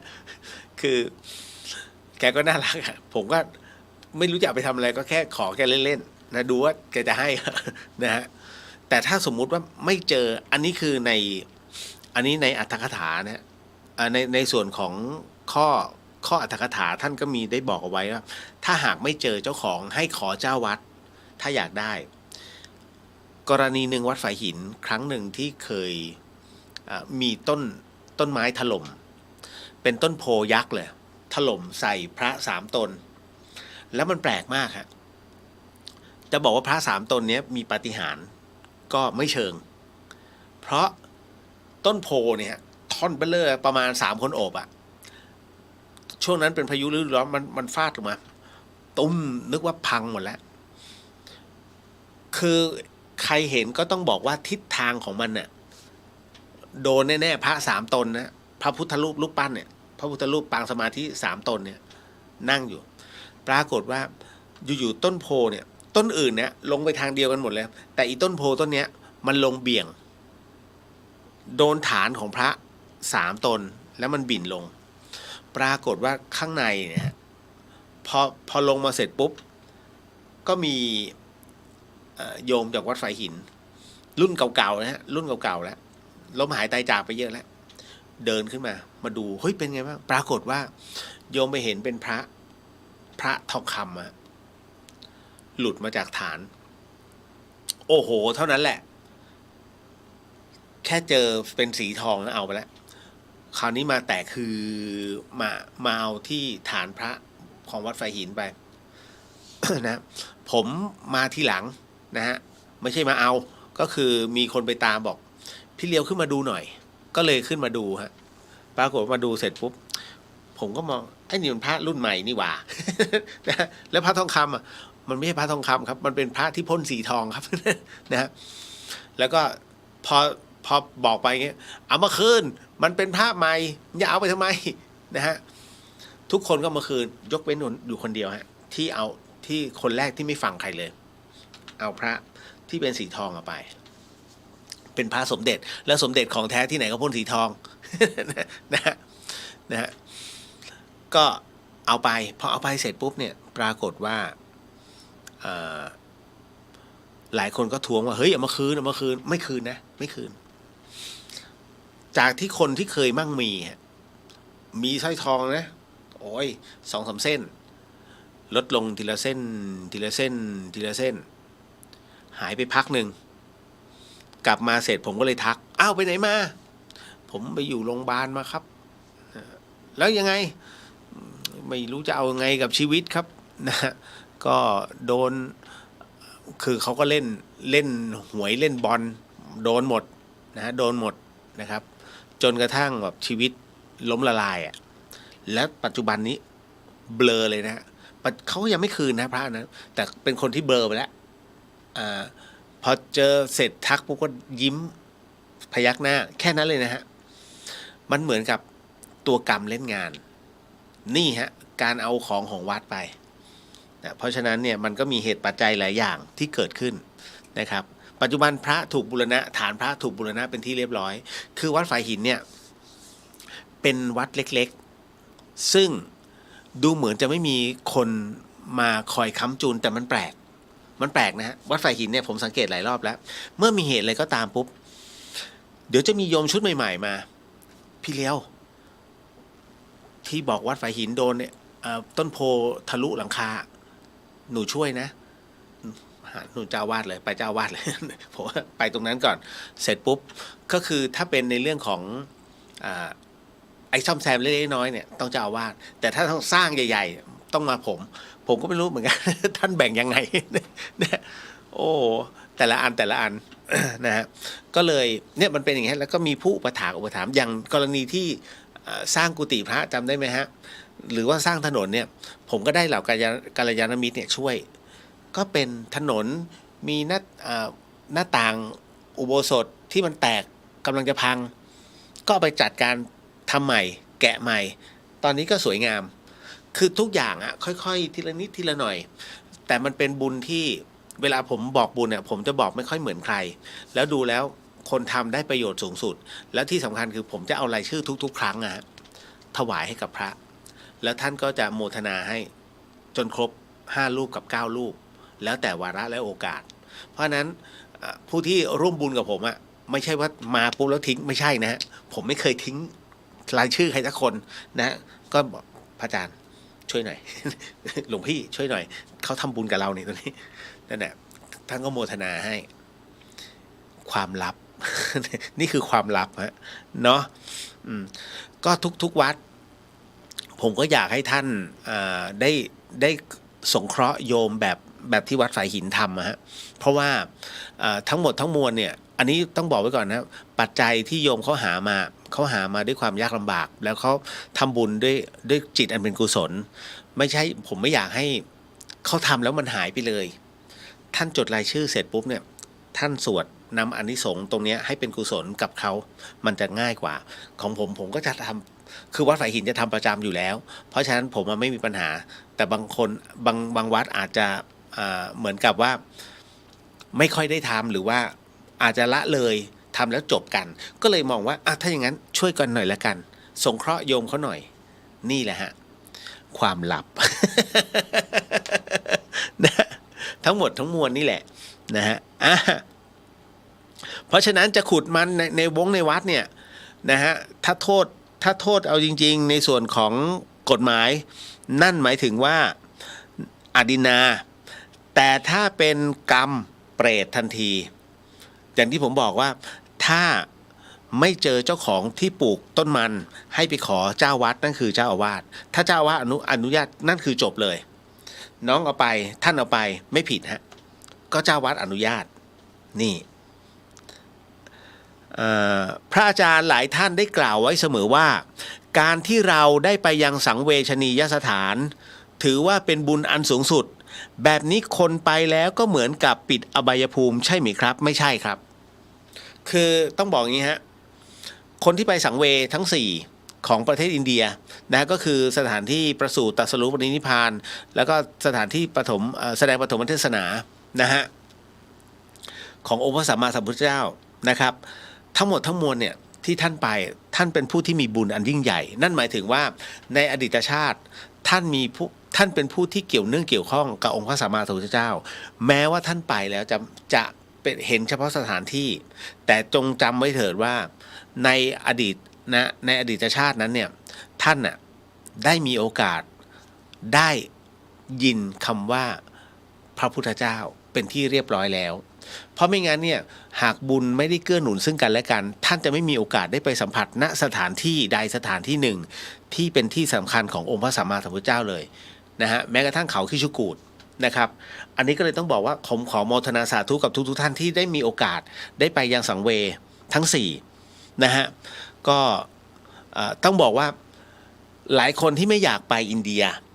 หลายคนที่ไม่อยากไปสัมผัสผมบอกว่าท่านไปเถอะแล้วผม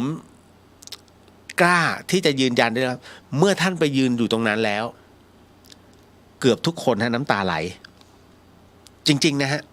คือมันมีปิติเกิดขึ้นอย่างบอกไม่ถูกโดยเฉพาะอย่างยิ่งในสถานที่ปรินิพพานหลายคนเกือบทุกคนฮะแม้กระทั่งยกเว้นพระภิกษุที่ท่านไปอยู่บ่อยๆนะแต่ทุกๆครั้งเนี่ยอย่างบางคนนานๆไปสักครั้งหนึ่งน้ำตาไหลเลยคือนี่หรือตรงนี้เหรอที่คือสถานที่เราชาวพุทธได้สูญเสียองค์พระศาสดาไปนั่นนะมันจะคิดแบบนั้นเลยแล้วมันน้ำตามันจะไหลออกมาเกือบทุกคนจริงๆนะฮะนั่นน่ะก็เลยต้องบอกว่าแล้วในส่วนของการปิดอบายภูมิไม่ใช่นะฮะถ้าสมมุติว่าท่านไปแล้วกลับมาบังเอิญมีคนมาลุกลานที่บ้านท่านคว้าปืนมายิงเลยท่านคว้าปืนมายิงมาเลยไปยังถามว่าอบายภูมิปิดไหมไม่เกี่ยวกันนะฮะเพราะฉะนั้นเนี่ยการไปยังสังเวเป็นกุศลกับชีวิตแต่ในส่วนของการประพฤติปฏิบัติต่อมาของเราในชีวิตประจำวันเราเองก็ต้องอยู่ในส่วนของการมีศีลนะฮะเพราะฉะนั้นไอ้เรื่องราวเหล่านี้ไม่เกี่ยวข้องนะฮะอบายภูมิเนี่ยไม่ได้ปิดนะฮะ อย่าเข้าใจผิดนะครับผมเชื่อมั่นว่าไอ้ที่น้องท่านถามมาในเรื่องของปิดอบายภูมิพระท่านคงไม่พูดอย่างนั้นแน่ๆ นะฮะพี่อยู่กรุงเทพไม่มีวัดใกล้บ้านเลยเราเองก็อยากจะใส่บาตรทุกเช้าควรจะทำอย่างไรดีคืออย่างนี้ฮะพี่ลองดูมันจะมีเพจรับจ้างใส่บาตรมันจะมีนะฮะเพจรับจ้างใส่บาตรลองติดต่อเขาดูแล้วเขาจะคิดเป็นมูลค่าถามว่าเป็นมูลค่านั้นเป็นบุญไหมสมมุตินะฮะในกอรับจ้างใส่บาตรเขาชุดหนึ่งสมมุตินะฮะห้าองค์400สมมติ5องค์400อาหารชุดหนึ่ง20 บาทหรือ40 บาทที่เหลือก็คือสินน้ำใจที่ให้กับคนเนี้ยเพราะเราขี้เกียจตื่นเช้าถูกไหมถามว่าอานิสงส์ตรงเนี้ยไอคนที่รับจ้างใส่บาตรมันได้ไหมมันไม่ได้นะฮะเพราะว่ามันเป็นส่วนของการรับจ้างยกเว้นว่า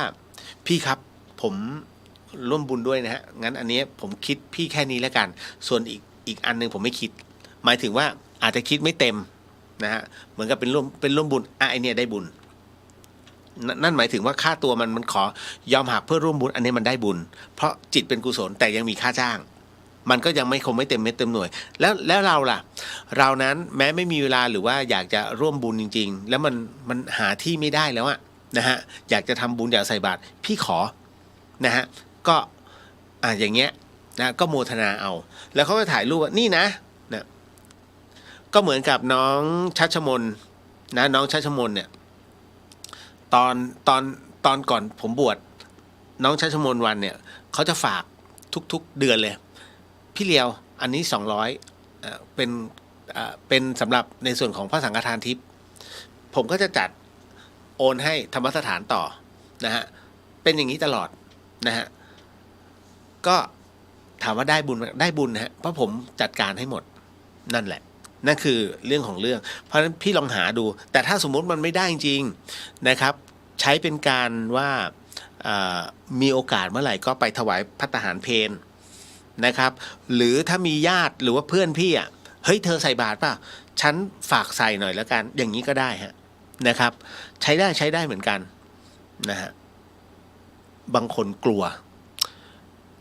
พระที่กรุงเทพจะได้หรือ